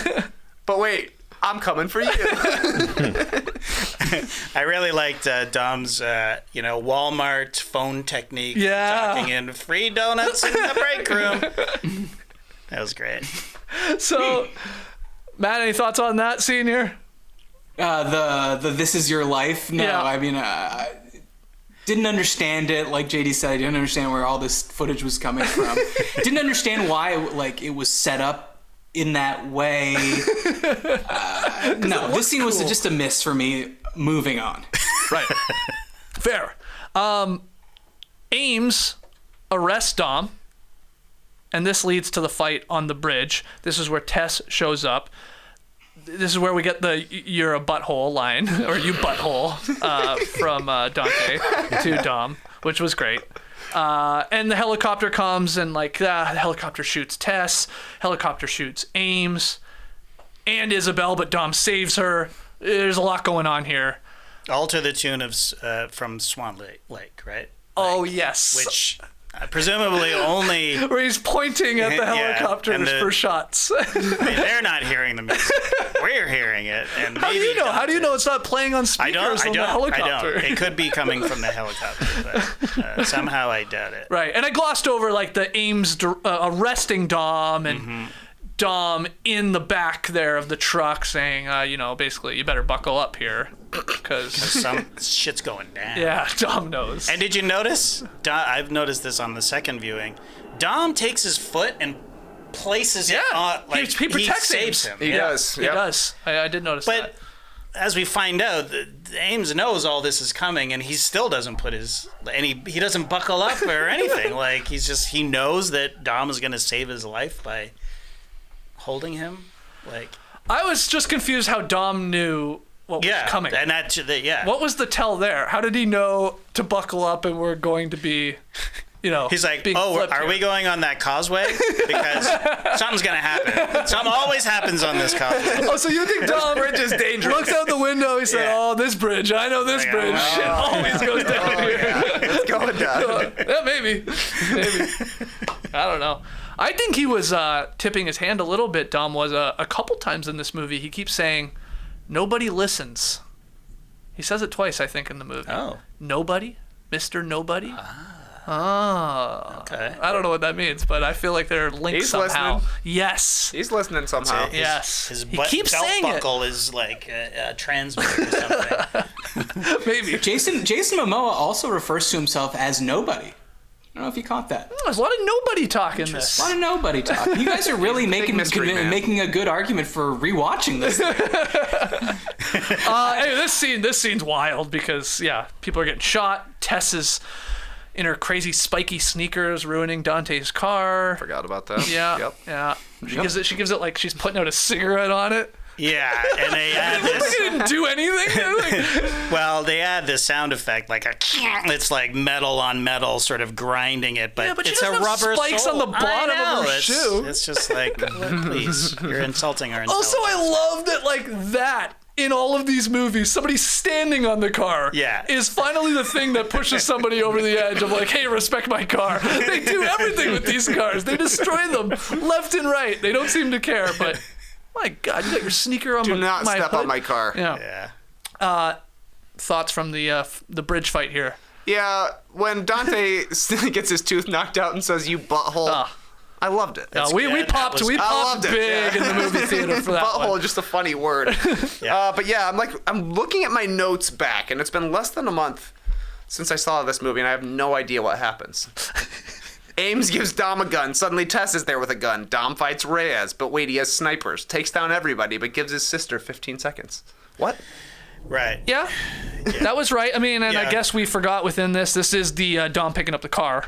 Yeah. He picks up the car, and uses the car is running, and he uses the car. He's shooting at the guy, but it's the car that takes him out. Right. That he had to lift up. Anyways, and then it's like, who are you going to choose? Again, who are you going to choose, Dom? Who are you going to choose? Yeah, there's that again. Elena's sister is just standing there.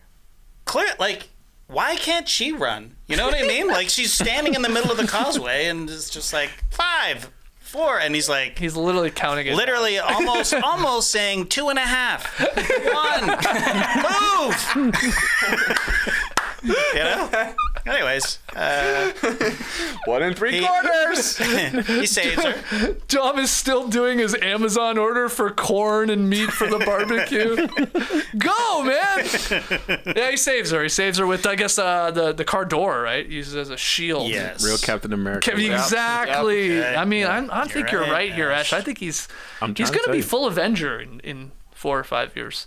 Matt, anything to add to that wild scene, or do you remember any of it? No. I was going to say I'm surprised you stopped there because I think of from here to basically the end as one sequence, as one set piece. Yeah. No, you're not wrong because... So I will save my comments for what I consider to be the most important part of the movie. Okay, so Can't wait. the rendezvous point, really, if I can jump there, it's an old mine in Portugal. It's basically a bat cave, Yes. right? The mercenaries show up. Jacob and Little B, they're first to the mine. They escape in a cannon car. Right? So the chase is on. Yeah, a cannon car. The chase is on. Dante is there. Dom drops his car out of a plane, Yeah. which is ridiculous. I mean, I know this whole damn franchise is like, how would that possibly happen? How would that work? But he drops his plane out of the car and crushes 2 cars in the process and continues to drive. So we get the chase here, and it leads to Dante grabbing Little B because he gets out sort of the vehicle to, I guess, dislodge the cannons. Yeah, the cannon gets jammed, and Yeah. remember, Little B has to go out R2-D2 style. Hey, Ash? Yeah. That's one of my favorite lines of dialogue is a child is on a cannon car scrambling around on the back of it. Uncle Jacob says, "Careful." You should be wearing your helmet. Yeah, and then Dante sees the opening. Yep. So he's like, oh yeah, I'm grabbing him. Yoinks him. And that leads to Jacob then sacrificing himself to open up a path for Dom. And he does this by pressing a button that turns the cannons sort of downwards. Yeah. To then he can fire them and explode up sort of over a barrier. guardrail, yeah. And just like as if he was bowling, like just take out, it appears like 8 vehicles Right. that then Dom can squeeze his way through. I will pause there. Okay. Okay. Okay. Still not ready? He's not ready. That once more, but I'll pause there for a second. We'll get to the helicopter in a second. Ash, you said you have a comment here, it feels like. Yeah. In a movie full of dumbass shit, this is the dumbest thing. I was like, what?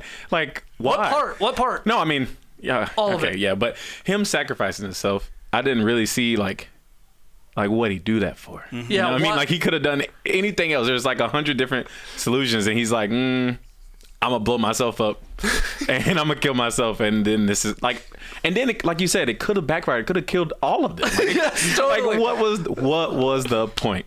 Yeah. Yeah. Yeah, he just decided this convoy, this is going to be a problem for Dom. I got to eliminate it. He's gonna hate this. And I'm going to use the cannons. I'm going to try this system that will launch me in the air. I've probably never tried it yet before. I'm glad I included it in making this car, though. Right. And yeah, that he flips and like he's dead, right? I mean, No. Jacob's dead? No. No. I think no way. he is dead. I do And, too. Sorry. I'm hesitant to I actually mean, believe it. maybe not. I don't know. But the reason I think he's dead is because we are in the end game here. A. B. Matt brought up, the Christ the Redeemer. There's a lot of Christ stuff in this movie in general. The crosses, the necklace. We see Dante in the Christ the Redeemer pose multiple times. Yep. He's standing over the Sistine Chapel. I think that that's a theme in this movie is sacrifice. Sacrifice for your family. So I think he might be dead. I think he sacrificed himself. Unnecessarily, I agree with you, Ash. But he did sacrifice himself very, very easily. Like, I don't know. They were going in the wrong direction on the highway. Why not just stop and turn around, Dom? You know what I mean? Like, I know it's not an option in Fast and Furious. Like, applying the brakes turnabout. is not an option. But you could spin around, and then you're at least going in the right direction because they're not actually going anywhere. They're just trying to get away, right? Well, they're trying to get Little B at this point. Right. Yeah. Yeah. He is getting away with his child. Right. Yeah, I So forgot. He's got to keep going in that direction. Yeah. Though a 10-point turn from Dom, like turning around, would have been hilarious. I had a few questions on this one. The secret layer is Dom's. Like he just has a secret layer in a mine. In Portugal. In Portugal. Yeah, it's where the he's been rendezvous building this point, car. man. I guess. But is Okay. is it Jacob's though? It could be. It Like could be whose Jacobs. cannon I think car I is think it? it's Jacob's Jacob's, cannon right? car. That's That's how cannon car. Didn't Jacob say something a little bit about working on He that said car before, working right? on Like it, he was yeah. like, I thought he said his dad had been working on Yeah, it. so did I. really? Oh, Yeah. did he? Anyways. What, like when was When is- Dom in Portugal when he lives in California? That just doesn't. See, I'm telling you, he's busy, man. You're This right. guy is- He can't get to know his in-laws because he's got to make a cannon car. And honestly, when he told Jacob, you know what I'm gonna do? These cannons, they flip down, and you can just launch yourself. Jacob's like, why? Just wait. Just wait. Just wait. Nobody ever listens. Yeah. He flips it, no problem. One of the funniest things in the entire movie, I think, is during this scene when they are driving on the bridge. Dom is driving the wrong way, and a car flashes their lights at him. Hey, come on, man! I was like, okay, well, that's realistic. That's great. That'd be me. Hey, driving in! All right, Matt. What do you want to chime in on whether you think Jacob is actually dead? I'm gonna say dead. I'm gonna say dead Okay. on this one because I think they must have worked it up before. Now, what I'd like to know, and maybe this will help me decide, do we know at what point in production The Rock decided to come back? Because I remember from Fast 9, we said The Rock and Vin hate each other. The Rock's done with it. That's why they spun him off into Hobbs and Shaw. He's never going to share the silver screen with Vin Diesel again. Yeah. But now he's back. Yeah. So is there some kind of contractual thing where they were like, either we don't need John Cena, now we got The Rock back, so we can let him do this ultimate sacrifice and die? Does John Cena and The Rock, do they hate each other? Like, when do we think The Rock coming back into it was happening? The day James Gunn got hired at, there you go. at DC and Black Adam. Could you translate that for the people in the Zoom that aren't complete nerds? Well, I mean, The Rock was going to, in his mind, going to be the next superhero for DC, and he had a whole franchise planned out with Black Adam. Is that what it's called? Yeah. Yes, Black Adam, yeah. And well, it flopped, and he basically got fired, and he went with his little hat in his hand and went back to his old friend Vin Diesel and said, "Please, Vin, let me into your multi-billion-dollar franchise because mine just shat the bed." And by the way, Gal Gadot was right behind him because she just got fired from Wonder Woman 3. Now, Gal, did she deserve to be fired? I mean, probably not. It's more Patty Jenkins' fault for making Wonder Woman 2 or 84, what do you want to call it? But that's my theory. Okay. So, yeah, I mean, that's what happened, right? I mean... 100%. Jeez, don't look at me. It's either that or it's been a 3-year marketing plan That's of the thing. fake fighting. This is a wrestler. This could be a work. This could have been an entire work You're from right. Vin and The Rock. I think you're probably right. I guess so, but for like a literal tacked on cut scene, well, he would have shown up in the movie or way earlier. It wouldn't have been a post credit scene. That's probably true. That's what I think. But So James Gunn is responsible for breathing life back into the Fast and Furious franchise then, or at least allowing them to have these old favorites come back. if his entire tenure at DC is a complete failure, he can always have this on his resume. It's already a success because The Rock's coming back. Right. So it is all connected because James Gunn gets hired to do DC because David Zaslav of Discovery buys Time Warner, right? Yeah. Who do they buy Time Warner? Because AT&T, who had previously bought Time Warner, wants to spin it off. Yes. Yep. When AT&T buys Time Warner, they fire 6 hardworking gentlemen on a great show for a subsidiary network called MTV. Those people are Trey Kirby, Jay Skeets, Matt Austin, and Jason Doyle. So in a sense, we are part of the festival. Yes. Yes. Wow. All right. Which means we can never die. Awesome. Forever. We're gonna live for this. Incredible. Sweet. Let's get to the helicopter harpoons. Great to have harpoons back. Yeah, love a we've talked a harpoon. lot about in the Fast Friends series about there's a lot of just like shooting harpoons at cars. Have Yeah. you ever seen a harpoon in your life? In real life. Interesting. I don't know. I've seen my grandfather fish with a bow and arrow. That's pretty close. Like, Wow. yeah, It's like a handheld harpoon. pretty incredible skill. You got to, figure out with the refraction of the water, your Yeah, angle sure, that arrow's sure. coming in. So wait, is it attached to like It's a attached rope? to a rope. Yeah, Interesting. yeah, it's pretty badass when you actually get crazy, one. yeah. I've only ever saw him successfully get one fish, but it was cool. I was a lot younger. No, not a real harpoon though. I would say. Yeah, I'm mostly in the action movie world as well, is where I'm seeing most of my harpoons. Well, you know how to beat a guy that's awesome at the street race. You take away the street. No, excuse me. I wrote in my notes. You know how to. I wrote in my notes. You know how to beat Skeets in a street race. You take away the streets. That's a no dunks reference.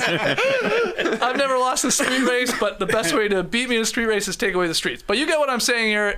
They helicopter harpoon Dom's car because the best way to beat a guy that's awesome in his car is to take away the streets. Yeah. And it didn't work. Nope. It didn't work. His rear wheel drive. I don't know. Maybe it's a 4-wheel drive. Maybe when he was installing the carburetor or whatever he's talking about with Little B, he just was like, okay, let's do 4-wheel drive because you never know. Right. You never know. The power of his muscle car is enough to bring the two helicopters together. Right. Their blades connect and they explode. They're still attached to him. He's still driving. And in fact, he then spins a fucking burning chopper Yeah. that is harpooned to his car. He spins his car, uses it as a weapon, right? To take out or at least hit the car of Dante, which has his son in it. Yep. The balls on this guy.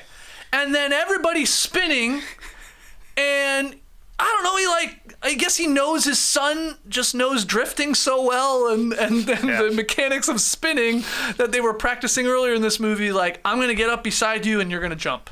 Matt, was this the part you were waiting for to really break down? Because we see Little B leap from a car. Still no. Wow. Still haven't gotten to my part. Wow. Okay. Okay. Find the line, feel the car, and let it fly. This I will say, okay, so let me read you something that I read on The Ringer. So it's an interview with the director, and he's talking about how they like put so much effort into doing practical effects to make it look real. So it says, that paid off in the final leg of the highway chase when Brian leaps out of Dante's car and into Dom's arms as both cars spin and sink. Jack remembers spending a week of rehearsal at Warner Brothers Studios where the effects team built a rotating spindle rig and welded two cars together at the right distance before wiring up a young stunt performer to leap between them. Quote, that's the great part of doing Fast and Furious. They want to get the shots as real as possible, so we dedicate our time to making it work. Are there moments in this where you're like, that feels real? No, Because not that scene for at as all. much, like shout out to this. Sorry, it's actually like I guess a stunt person that's being quoted there. Like shout out to these people. Like this is dangerous work they do. It's incredibly time intensive. It's incredibly choreographed. They put so much hard work into it, and I'm sorry to say it doesn't appear on screen. Yeah. And the part that I do want to talk about, which I will get to, like the dam jump. Oh, yeah. They're talking about this. Like they put so much. When you read the things they did, and I'm like, that thing looked like shit. It might as well have been like completely Pixar animated, like for how it looked on screen. Yeah. So like part of what makes me angry about this movie, it's a $340 million budget, as you said, Skeets. It's the 8th most expensive movie ever made, and you don't see that money on the screen, especially since they didn't have to shoot the first sequence. They just took most of it from the 5th movie. Right. Like, where is this money going? I looked. Mission Oscar Impossible. winners. Yeah. I guess Mission Impossible Fallout, $178 million budget, like half the budget. That's crazy. Yeah. That's nuts. Considering how cool that movie looks. Yeah, the spinning part here with Little B jumping, it did look bad. The jumping part for sure, and it's just like it was the link, the trying to get me to try and get me from the start of the movie where they're practicing drifting around, I don't know, light poles or whatever, the trees or whatever the hell they're doing, like, you know, 8s around, to then this, like, as if they're like one and the same, was so weird. Yeah. What? were they practicing jumping from car to car and it was just a scene we saw? Like, I guess it's just the drifting part of it. Yeah, It's just so weird, that part. Yeah, you're 100% right. Yeah. The connection is very, very weak, and Matt is 100% right as well. It didn't look good, and it didn't. I mean, not that I want it to feel realistic, but I kind of do a little bit. If that's what Matt, you're saying that they're doing all this this prep work and trying to make it look as realistic as possible. It just they failed miserably. Well, suddenly we're on a hydroelectric dam. Oh yeah, baby. 2 semi-trucks. They block Dom's path because Dom has Little B at this point, and I guess is headed towards the airfield to meet up with Ames. Right, that's what he's saying. Yeah. But he's blocked. He's on this dam. Dante is back, just like that. Yeah. And we see a plane with the London crew. Ames fires a missile, takes out that plane. It goes around the corner. Its one engine's on fire. It just disappears around a mountain. They're dead. They're absolutely 100% dead. Rest in peace to Ramsey, Tej, and Roman. And then Dante sends the 2 oil field trucks to crush Dom. But you forgot to take away his car, man. Yeah. Idiots. You stupid fool. He's got his car still. He backs up. That part made me laugh out loud. It's like, did he really need to back up? But he backs up, and he speeds off the side of the dam. He uses the NOS to then outrace the fireball explosion from the 2 trucks that were, these oil rigs that are exploding, and boom, into the water. And this is our cliffhanger. Really, I mean, this is Dante getting ready to explode the dam. Yes. Yep. And they're going to be wiped out after they swim out of their car to the shore. Right. Matt, this was the scene. This was the scene because on an episode of Is This Good? I can't remember if this was on the air or not, but I was talking to JD. JD told me he had seen the movie in preparation for doing this podcast. And I was talking to him. I was like, I'm not super excited to see it. It isn't getting good reviews. I mean, obviously, but I was hoping that this maybe would be like a return to form of like the 5th one, but whatever. I'm not looking forward to it. But the only thing I'm excited about is when Vin Diesel drives down the Hoover Dam. Because as you'll remember from our last visit to Las Vegas last summer, Jill and I went to see the Hoover Dam, and I was fascinated, blown away. One of the coolest things I've ever seen in my life. We took a tour. We were down in the bowels of the Hoover Dam, just seeing how it all worked. I came home. I don't have a child, but I was dad mode watching like National Geo videos on YouTube about like how the dam was built. So I'm like, what a great idea to use this in a set piece. And then JD goes, I hate to tell you this, but that's not the Hoover Dam. So first of all, my bad. I guess I don't know the Hoover Dam as well as I do. This is, of course, the Alde da Via Dam between on the border of Spain and Portugal. Yeah, that's right. That's right. So, yeah, I mean, I went into this being really, really bummed out. But still, I did some reading on it. Here's something funny. They're like, well, how's he going to jump over the railing? Yeah. And they go, oh, well, there's a ramp there. And then the stunt guy was like, why would there be a ramp there? And then the director's like, yeah. Like, it's funny that that's the part where they, like, drew the line on why would there be a crane there that he could knock around? Whatever. Yeah. So they said, like, oh, we always pop a wheelie in these movies. We haven't popped a wheelie yet. What a perfect time to pop a wheelie. Yeah. So that's how it all went down. And I was so excited waiting for it. I was like, and as the movie's going, I'm like realizing, oh, this is the last scene in the movie. And it looked so bad that it just, I was like, it was the one thing I was looking forward to. And it left an even worse taste in my mouth, unfortunately. And so what I'm hoping is that Dom and Little B die when the explosion goes on. Yes. So that's it for them. Dom can't swim well. That's his. That'd be awesome if that was the one thing he just sucks at. We've seen him swimming, unfortunately. I know. He's good at that too. I know. I forgot about that. But this was the cliffhanger here, on the dam. So, I mean, I guess, do we want to speculate what happens? Sure. Have at it. Well, I mean, Who saves them? at the start of this next movie, how do they survive this? Does the dam explode? Does it not? I think it doesn't. You think it Can you does? fit a submarine in that river? Right, because that was the final scene, and then we obviously have the mid credits. But Letty and Cypher get out of the prison, and they are in Antarctica, and out pops a sub, and Giselle is in it because we knew she was alive. We called it, and there she is. She's gonna save them. Yes. Can they bring that sub from Antarctica For it! Come on, Giselle! up into the river to save them? I don't know. How long would that take, you think? I think Mr. Nobody saves them. Yep.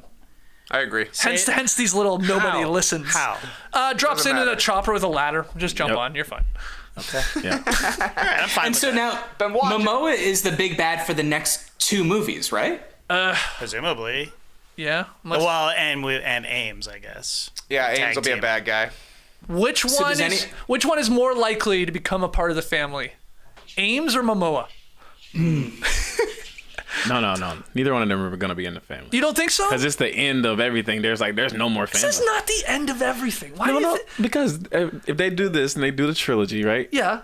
So then at the end of this trilogy, there's no way that those two are gonna be joining the family. Cypher just joined them too. You know what I'm saying? There's no way. Everybody joins. Not this time. Okay. Not this time. But if you had to pick one, who would be the? I guess you would have to think it would be Ames, right? I think Ames. Dante's a little too wild. Yeah. But great joke at the barbecue. Accidentally sets the barbecue on fire. Dante's Inferno. Just charge. I do feel bad for Cypher's henchmen. They're going to be kidnapped for 3 whole movies.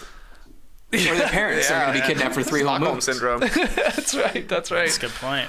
What'd you think of the ending? Because it is sort of like, for a very long movie, it felt like all of a sudden like this like sudden just cliffhanger. It's like, oh, it's over. Yep. Whoa. Okay. See you next movie. I guess we'll find out if they get out of that valley. Did you like it? I like the last scene. I like how it all comes to it, but I mean, when you're watching fast and you see a plane crash around the corner, you're like, oh, they probably just found some sort of airstrip around there. They're just gonna pull it in for an easy landing, and there ain't no way they're just gonna start the next movie with Dom and Little B drowning. Oh, what a start it would be, though. Oh, what a crazy ending, and then everybody else just takes over the family. I don't know. It was disappointing that it was a cliffhanger, but knew it was going to be a cliffhanger, but that's why they saved it with the mid-credit scene, I think. Right. Yeah. I mean, yeah. The mid-credit scene, we see a special forces team entering a theater. They find a video message from Dante announcing another target for his revenge. Even though Dominic Toretto injured his father, it was actually Luke Hobbs Yeah. who finally shot and killed him, and it is revealed that it's Hobbs who is leading the team and watching the message. I popped in the theater when he took off the mask. I actually thought, I obviously knew right away, oh, that's The Rock, but I thought they were not going to show us Yeah. that it was The Rock in the mid-credit scene because of this whole controversy and all that. I was like, oh, they're just setting it up for the next one. But then he pops it off and it's him. Yeah. I was surprised and I was delighted. I was absolutely delighted to see The Rock. To have Hobbs back. Yep. And I can't believe, because I saw it, I guess I saw the movie at least 2 weeks after it came out, and I had no idea. Wow, avoided it. I avoided the spoilers. Good. So, it was great to see him. I felt like, yes, come into my arms, Rocky. Rocky doesn't work. But he was, I was excited, and now I'm actually kind of excited to see the next one. Oh, JD, what's wrong with you? I know. It's just this Coors They got you. They got me. Yeah, fuck. why they do it. I love Dwayne Johnson, and he was the best part of 5, I thought. And he was the best part of the franchise, I thought. Well, I can't wait for The Rock to fight steroid Pat McAfee and Jack Reacher there in Ames. Like, that'd be great. I love that guy, too. So do I. Like, I don't know what it is. I just could not. I mean, I said it in the theater. Trey, I was like, I can't stop looking at this guy thinking he looks like Pat McAfee. He's got a McAfee look. Holy crap. But yeah, I never watched any of these Jack Reachers things. They're great. Are they? I should watch them. I mean, they're stupid, but they're great. It's just... All right, so... He just travels with a toothbrush, man. So That's it. That's the movie. That's true. That's all he. Yeah. What? Well, He literally pair of jeans and that's it, and a toothbrush, and Pair of he jeans and a just toothbrush. wanders the earth. But what is he? He's like- just a bad mamma jamma. But like a good bad mamma jamma Yeah, or a bad he's- mamma? Don't mess with him. Oh. Yeah, he's like an ex agency type, like CIA or whatever. And he's retired. Sort of the same character. He's just he's like, and he just sort of he solves a mystery in the first season, and he's just one of those cool guys that's just like. He's like, he tells you what's going to happen, and then it happens exactly. How It's like the scene in the when he's in Rio and all the guys are coming up on him, and he basically tells them about what's going to happen. Something about the watch, remember, or something like that. Right. Very much like that. Not to be confused with Tom Cruise, Jack Reacher. Yeah, the same character, but Okay. different guy. yeah, Okay. yeah. Well, that's the movie. So let's do this.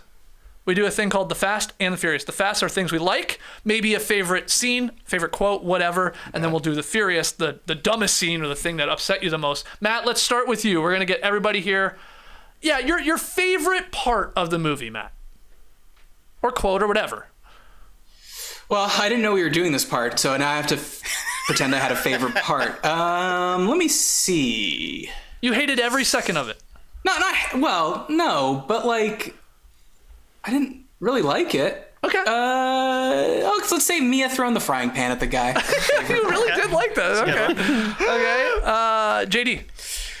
I want to defend Tej and Roman for just a second. Okay. Because Ash is very correct in that they have a one-note relationship and jokes throughout.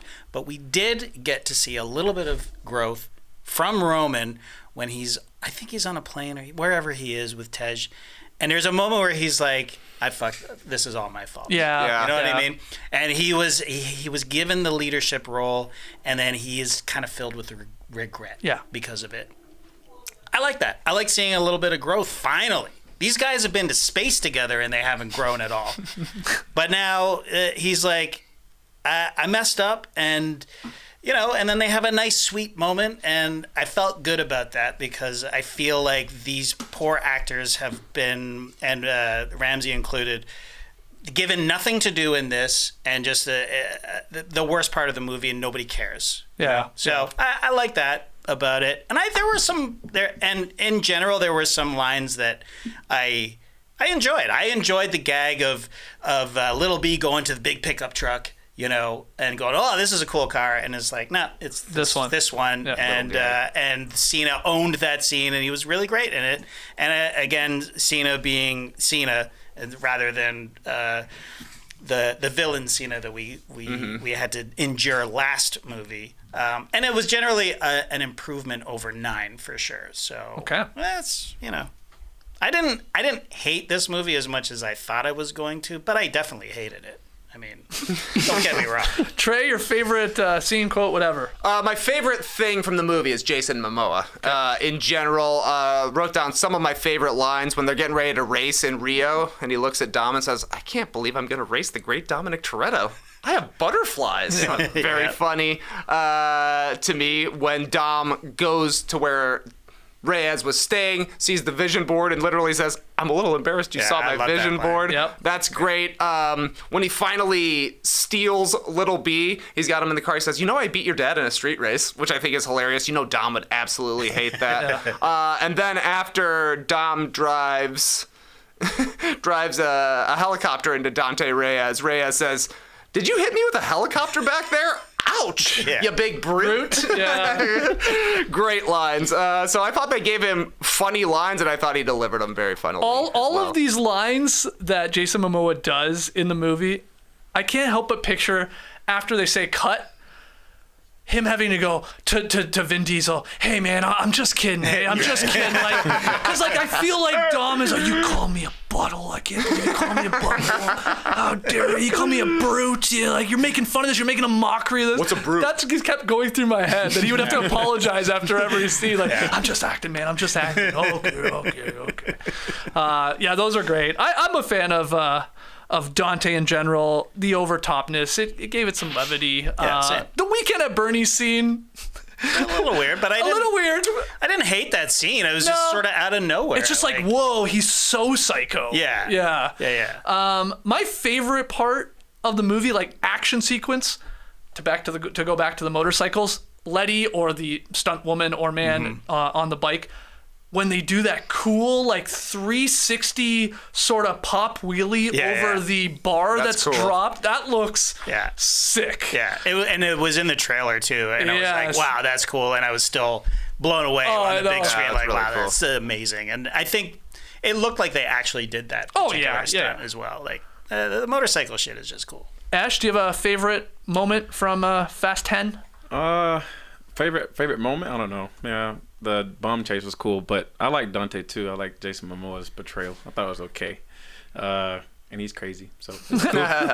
Like I also like he was kind of poking fun at the franchise. Yes. In general, right? Yes. Like being kind of self-aware in the movies. Like who does that? Like who drops a car out of a plane? Who does that? Like how do y'all do this shit? Basically. So I'm here for stuff like that. Like being self-aware a bit. Yeah, I think the good thing about Momoa as well is he doesn't need it. He doesn't need this. He doesn't need any of this Fast and Furious bullshit. The Rock needs it. Vin Diesel obviously needs it. Roman Tej, they all sort of need it. It's the teat they've been feeding on for a very, very long time. Momoa, he's Aquaman. He doesn't need it. I mean, he's not Aquaman anymore, but he is getting a job in the DC universe. To be just real quick, all of the DCU has not been recasted, JD. You keep saying that, but some people are coming back, such as maybe Jason Momoa or maybe not as Aquaman. It's not official. Oh, not after. Aquaman bombed though, right? No, I think Momoa needs this just as much as those guys. What's he got going on? No, Aquaman made over $1 billion. Yeah, Aquaman did well, and I'm just saying that Momoa, he's with what's her name, Lisa Bonet. Like he doesn't need this shit. I don't think he cares about this stuff. He's a cool movie star. You know what I'm saying? Yeah, I see what you're saying. You know, like the guy that cuts Trey and I's hair hung out with Momoa while he was shooting something, and it's just like he's a guy that will be, hey barber that I just met, come over to my backyard and I'm gonna do some archery. You know, like he doesn't need it. He doesn't care. He doesn't. That's why it's just like, so he can be relaxed. So I don't think he's groveling to Vin. Right. You know, I think he's like, fuck it. This is how I'm doing it, and fire me. I don't care. Yeah. Like, you know what I mean? Like, he just okay. It probably wasn't Momoa having to apologize, but it was some lackey where Vin would storm off to his trailer. I can't believe you called me a butthole. It's in the script, Vin. You wrote it. He said it like he meant it. The Furious, Matt, dumbest scene, the thing you hated the most, I guess. What was it? Well, they ruined my precious dam. Right. You weren't alone, by the way. We blew Trey Kirby's mind before recording this podcast that it wasn't in the States. It wasn't the Hoover Dam. You thought the same thing. Yeah. I still think it is. Yeah, we were like, it's in Portugal, the dam. I changed my notes to say Portugal's Hoover Dam.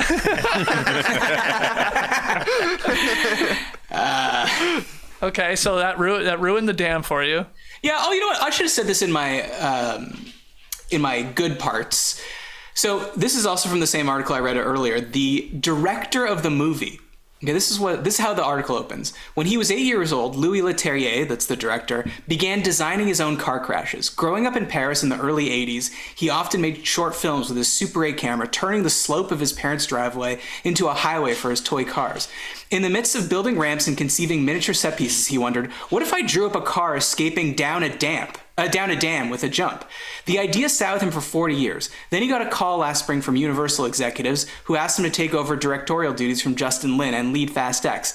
Suddenly, fulfilling a boyhood goal while paying tribute to a franchise he adored seemed possible. I was like, okay, well, now I get to do it.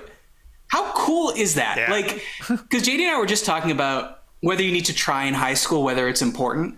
And one thing we're talking about is whether or not you try, just have a passion at a time when you can be obsessed about something, be obsessed with something. And this stuff makes me smile. Like that he was 8 years old. He was a director when he was 8 years old, and he actually became a director. Unlike me, who my parents said I had an incredible sense of fairness when I was a child, so they thought I would be like a human rights lawyer. That didn't pan out, but I do love that he got to finally do his damn shot. Right. Even though you hated how it ended up looking. Even though I hated it. I'm happy for him. Right. Yeah, fair. Yeah, of course. What about you, JD? What was your least favorite thing? What made you furious? I made it. I already talked about it, but the Naples bar scene, it made no sense. It just made me angry. It was confusing, and I was confused a lot in this movie. But that was the scene that was just like, well, why? What is happening here? Mm-hmm. That's it. TK? The thing that made me most furious, Skeets, when we went to see this and I got my 32-ounce Toretto twist, they wouldn't give me the Fast X commemorative cup. That's right. Why not? Because I didn't buy the Fast X pack. It comes along with like a car that you can flip up. But guess what? I went back and saw it at a theater a second time, and they gave me the Fast X commemorative cup. But then I got furious again because the cup is too big to sit in my garbage spot in my car. So now I just got a Fast X cup hanging out. I just wish it was in my car. How are you not drinking from it on this show? Didn't think about it. Forgot it. Yeah, I didn't think about it. I'll send you a picture of me drinking from it later today. In the car that you get, is it like the trunk opens and that's where they put the popcorn, or it's just I think the top of the car pops off and then you can put popcorn in it. It's like $50 though. $50? There's like two commemorative cups and literally like a car, a Chevy Chevelle you can fill with popcorn. Imagine you show up and then with the Nas is the hot butter. Hit the Nas. Worst part of the movie for me was the check-in scenes. Yeah. Like the middle act of the movie when we're just going from location to location to location to spend 5 or 10 minutes with all of our favorite fast friends. That just really, really dragged. It's true, and it made the movie too long is the other part, because there's too many characters and they're all over the world and we have to keep checking in.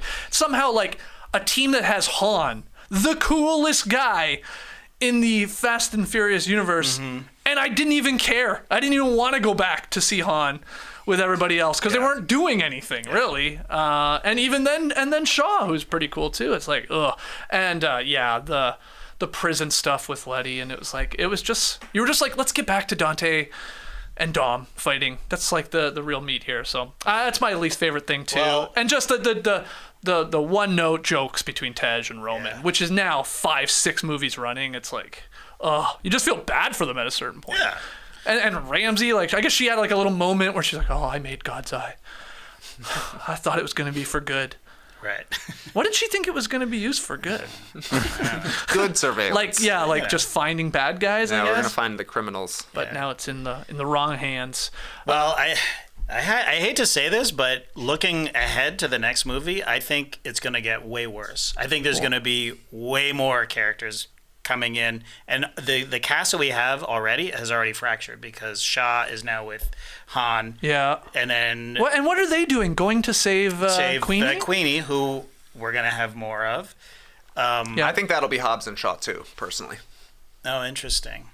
Just a guess. Literally just a guess. But that's probably what that whole scene was about, was setting up whatever's going to happen in Hobbs and Shaw too. Maybe. So they had to go somewhere. He said, I'm going to go dig some graves or whatever. That's. Right. I hope you're right, because then we got Hobbs, Shaw, and Han, the three best characters, doing their own movie, and we don't have to deal with any of the other bullshit. But there's also a litany of cast members from previous 10 movies that, what about Sean? The Tokyo Drift guy. I just was thinking about that. And Bow he's going to come back. He will come back. Yeah. He was in Fast 9, right? Yeah, he was. Yeah. What about what's her name? Cardi B. Where is she? She's coming. She'll show so? up. Yeah. Okay, maybe. What about the two Dominican guys that the Bandoleros? They make direct reference to Los Bandoleros for life. That's true. We're gonna see them, guys. We're gonna see them. It's gonna be okay. So this is the shout out to Jerome, because I was talking to him on the phone yesterday. We were talking about work, but of course we did 20 minutes just talking about Fast X and theories. He almost got on a plane to come down here to do this show because he was that excited. He thinks that Vin Diesel watched the Avengers, Endgame, and Infinity Wars, and what we just saw was Dante doing the Thanos snap. Half the cast is gone, presumed dead. Sure. And then they're all going to come back. Like, literally everybody's going to come back, including Paul Walker, a CGI Paul Walker. It's going to be like the final scene in Endgame. Captain America's there with his hammer. He's like, I could do this all day. But then all of a sudden, we get the Doctor Strange circly whirly thing. Yeah, and cars start popping and out. And then who do we hear on the old Dom's gonna be like on his last leg. He's gonna be desperate. He's hitting the nos. Paul Walker behind him saying, "Too early, too early, too early, man. On your left." It's gonna be like that. Oh, Vroom comes in. And then it's going to be fucking the entire cast from 12 movies or whatever. That's what's going to happen. Taking down who? Fighting who? Dante? Dante's Thanos in this? Dante's Thanos. Well, there's two of them, I guess, with that. And Ames. Yeah, but I think he's not wrong about that. Like we even saw a little bit of time heisties type at the beginning of the movie. We see, it's like, oh, this is something we've already seen, but there's new characters running around, and we're seeing it from a different perspective. I don't know. I think we're gonna see a lot of cast members. So strap in, buckle up, whatever. Fasten your seatbelt. Yeah, it's gonna be terrible. All right, so it's a theory for sure. Now I'm hyped. If they don't bring back everybody, I'm gonna be pissed. Yeah, I mean, why not? I mean, nobody's coming back. I mean, Ja Rule too. Yeah. Oh, jeez. That would be the ultimate bring back. Yeah. They gotta get him. That guy needs it. That guy needs it.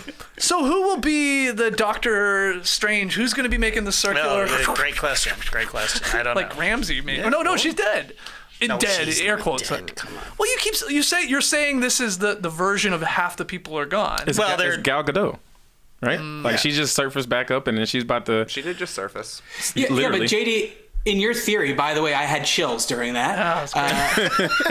It's Jerome's theory. Yeah. I added my own flavor, but yeah. You're saying that none of that's going to happen in the next one, though. They're going to wait for the third part of the trilogy. Right. So you're saying we're not going to see Tej, Roman, Ramsey in this next one?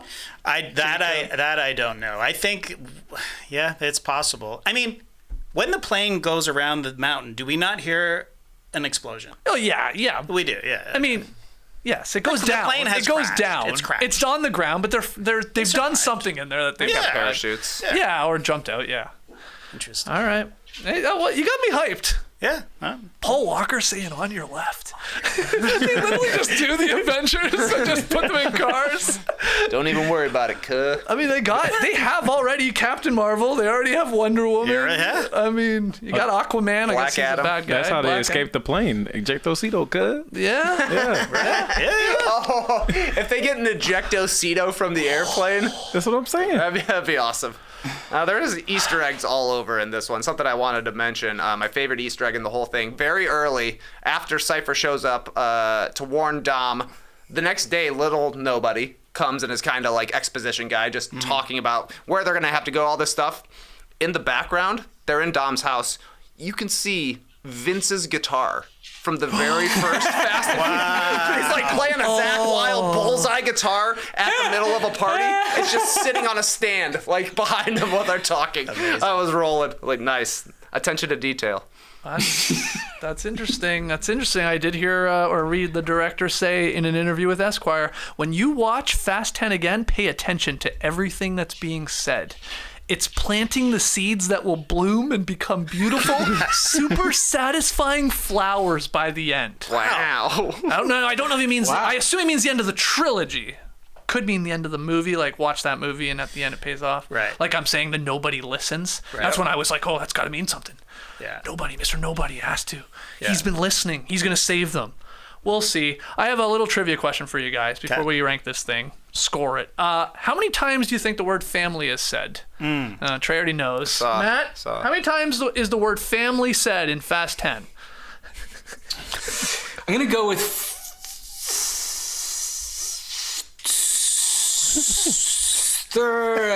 21 times. 21. Okay, JD. Okay. I'm going to say 52 times. Esh.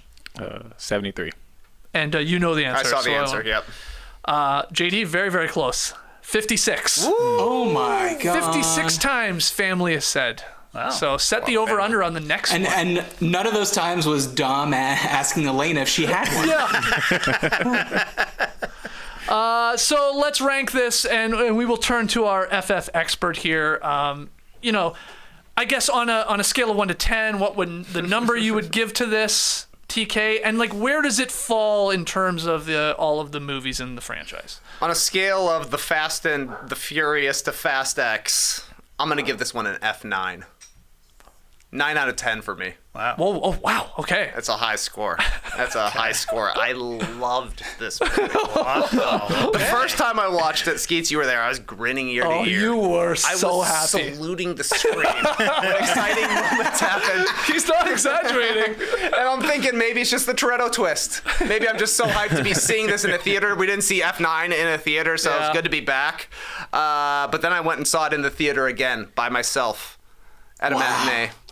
And it held up completely for me. So I think best Fast since 7, which was the Paul Walker's last one, and maybe best Fast since 5, which this is basically Fast 5, the remix. And if you like Fast 5, you're going to like this one, I think. Okay, yeah. A lot of Remix or Toretto twist? That's exactly right. This is Fast 5 Toretto twist. A lot of us, when we were doing our rankings of all the movies, we had Fast 5, Furious 7, and then the original, the Fast and the Furious, quite high. Like, we figure those are the best of the best. Then there's a whole bunch that are sort of average, and some really shitty ones. Nobody liked Too Fast, Too Furious. But, yeah, what do you think? Where does this one fall for you, JD? It sounds like it's middle of the pack. It's middle, I think, I think Fast 5 is definitely better. I think, Hobbs and Shaw is my favorite, I think. I liked Tokyo Drift, as I remember. Yeah. So I'm going to put it under Fast 5. I liked Fast 8, the plane fight. Is that the one? Is that? Maybe. Cypher on a plane, yeah. Cypher on a plane. Yeah, so I like that one. So, yeah, it's about... Is that the one with Shaw and the baby? Yes. Yeah, That's a great one. That's puts the headphones on. The sub is in that one as well. That's where they get the sub. Okay. So yeah, I'm gonna put it. It's under 4 or 5 of them. So it's right in the middle. Right in the middle. Matty O, what about you? I don't know. It's in the middle. Fast X, more like fast forward. Good. I will say, it's not as good as 5 or 7, probably or 1. So I guess that makes it basically in the middle. Yeah. But I'll tell you, it's better than a lot of them. It is. Even as much shit about I'm talking, it's better than a lot of them. That's exactly where I fell with this too. I think you're right. 5, 7, 1 probably. I oddly think about Tokyo Drift more than any other Fast and Furious movie. That's just great scenes and Han for the first cool time. Vibe. Yeah. It's a nice fish out of water thing, and there's no Dominic Toretto until the very end. That's true. Makes it just elevates it. Sorry, Dom. But this one is better than a lot of the other ones, especially F9, which was garbage. Yeah. This is like a cinematic masterpiece compared to that one. So I'm with you guys. So put it anywhere. It feels like between 3, 4, or 5, I guess, in the whole canon. Probably 3 or 4. Yeah. But let's hear from you guys. And Ash, I can't remember. Have you watched all these? Yeah, I've seen them all. Okay, sorry then. I didn't know if you had. Where would you put it? Near the top, middle, or bottom? In the middle. Yeah. Same for me. Yeah. Fast 5, Fast 7.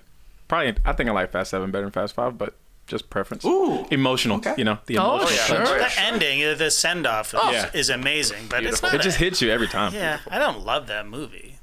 No. I mean... it has its problems. Yeah. It gets a pass because, Paul died in the middle of it. That's right. Good point. So the next one, and it is a part 2 of a trilogy. It was supposed to be a 2-parter, and then what? Vin swerved and said, we got enough. We got enough here for 3 movies. Vin would have us believe that a studio executive turned to him and said, this has got to be a trilogy. That's the way he said it. That's how he said it. Pretty much. Vin said, there's been movies that have ended in cliffhangers, but never a damn dangler. So this is going to be the first one.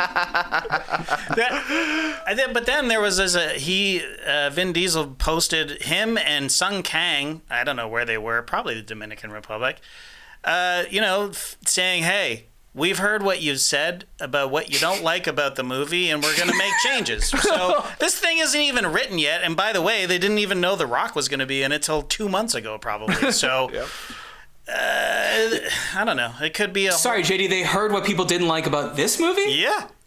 Oh, okay. So the next one's going to be great. So they're taking notes, apparently. So hopefully they see this. What do you think people's biggest issue is with this movie? If they're taking these notes, a couple things.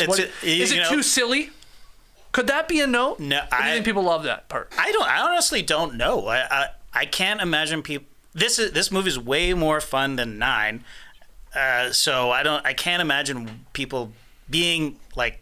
The silliness factor is not it. That's not it. I think it's the Splinter. Yeah, it's got the Splinter factor. There's too many characters. There's too many little stories going on that nobody cares about. Right. About half of them. Exactly. What if people's like comments on it were like, not enough titties? Not enough cars. I think people they want more racing. They want more drifting. They want more talking about. There was like very little drifting in this one. Right off the just Vin and Dom and Brian. No, I would say Act 2 drifted. Yeah. The final part of the last 45 minutes of this movie, you're already you've already been sitting there for an hour and a half, and it's like, oh boy, oh boy, oh boy. Yeah. But yeah. Okay, we'll see. We got 2 more of these to do, guys. And then there'll be more after that. It's not ending. Hey, congrats, boys, because I've been keeping my eye on the clock. I think we just passed the runtime of the movie. Oh, perfect. That's how we did it. That's how you do it. We did it. That is how you do it. Well, let's call it there then. I think that's the perfect spot. We will, of course, be back for the next Fast Friends in a couple years. Yeah, highly encourage you if you are just, for whatever reason, picking up here at Fast 10 to go back and listen to our other Fast Friends. We were re-releasing them recently as we built up to the big movie release. Any final thoughts, TK? Well, I'm seeing here now that Vin Diesel has said the release date for the sequel is April 4th, 2025. Yeah. Okay. 2 years is exactly right. Yeah. Oh, boy. We'll be right back here. I can't believe the full circle I've done with these movies. Think about this. I had never watched a single one of these movies. I had avoided it my entire life. Then we decided to do this crazy series. I'm watching them all, but I'm renting them at home. And then here I am at 10, going on opening weekend with the Fast and Furious expert himself. I'm sitting side by side with a legend. Wow. And I'm chopping it up. I'm loving every minute with this damn crew. Oh, Skeets, I felt so proud of you. During the street race in Rio, at one point, somebody hits the NOS too early. And you go to me, too early. I was like, he knows. It was a surreal experience because I had Nora on my left, Trey on my right. Nora, the whole movie going, this is so stupid. What the hell? What are they doing? Trey on my right. Every time I looked at him, he's loving it. He's like saluting and pump fisting and just having the time. So it was great. It was great. I'm glad I went and saw it in the theater. Hey, those explosions. They hit different, for sure. This was the first one I saw in the movie, too. Wow. In the movie theater, yeah. Oh, so there you go. All right. Fast Friends, guys. We've made it through 11, really, of these movies, and we'll be back for the next one. Thanks so much. If you listen, leave your boys a 5-star rating and review. And, go back and watch and listen to our other ones. Matty O, thanks for jumping on once again. At the end of Fast 9, F9, we did lock you into this one begrudgingly and said, oh, you got to come back. Are you coming back for the next one? Yes, the only time I'm going to see you in 2 years. Of course I'm coming back. All right. Sweet. Also, you've kidnapped my family. Hey, and at the end of F9 of our podcast of Fast Friends, this guy said he teased that there were a bunch of cross necklaces in the mail that were going to be showing up on our doorsteps. Did you get one, Matt? I did not get one. I didn't see one. I didn't get one. I mean, check the mail. Chain is in the mail. I hope you sent a giant cross to JD, a giant cross to Skeets, and you sent me a giant Magen David. Just a big old Star of David I can rest comfortably in my hairy chest. Well, see you guys in a couple years, and let's say this. To tide us over for 2 years, let's say in maybe a year, let's get together and play that board game. Yeah, we gotta play the poker. Okay, we did promise that as well at the last one. All right, Ash, you want to play some Fast and Furious, board game Oh yeah. with us? Okay, Let's do it. Okay, great. All right, we'll be doing that soon. Thanks for joining us, everybody. Take care. Vroom vroom.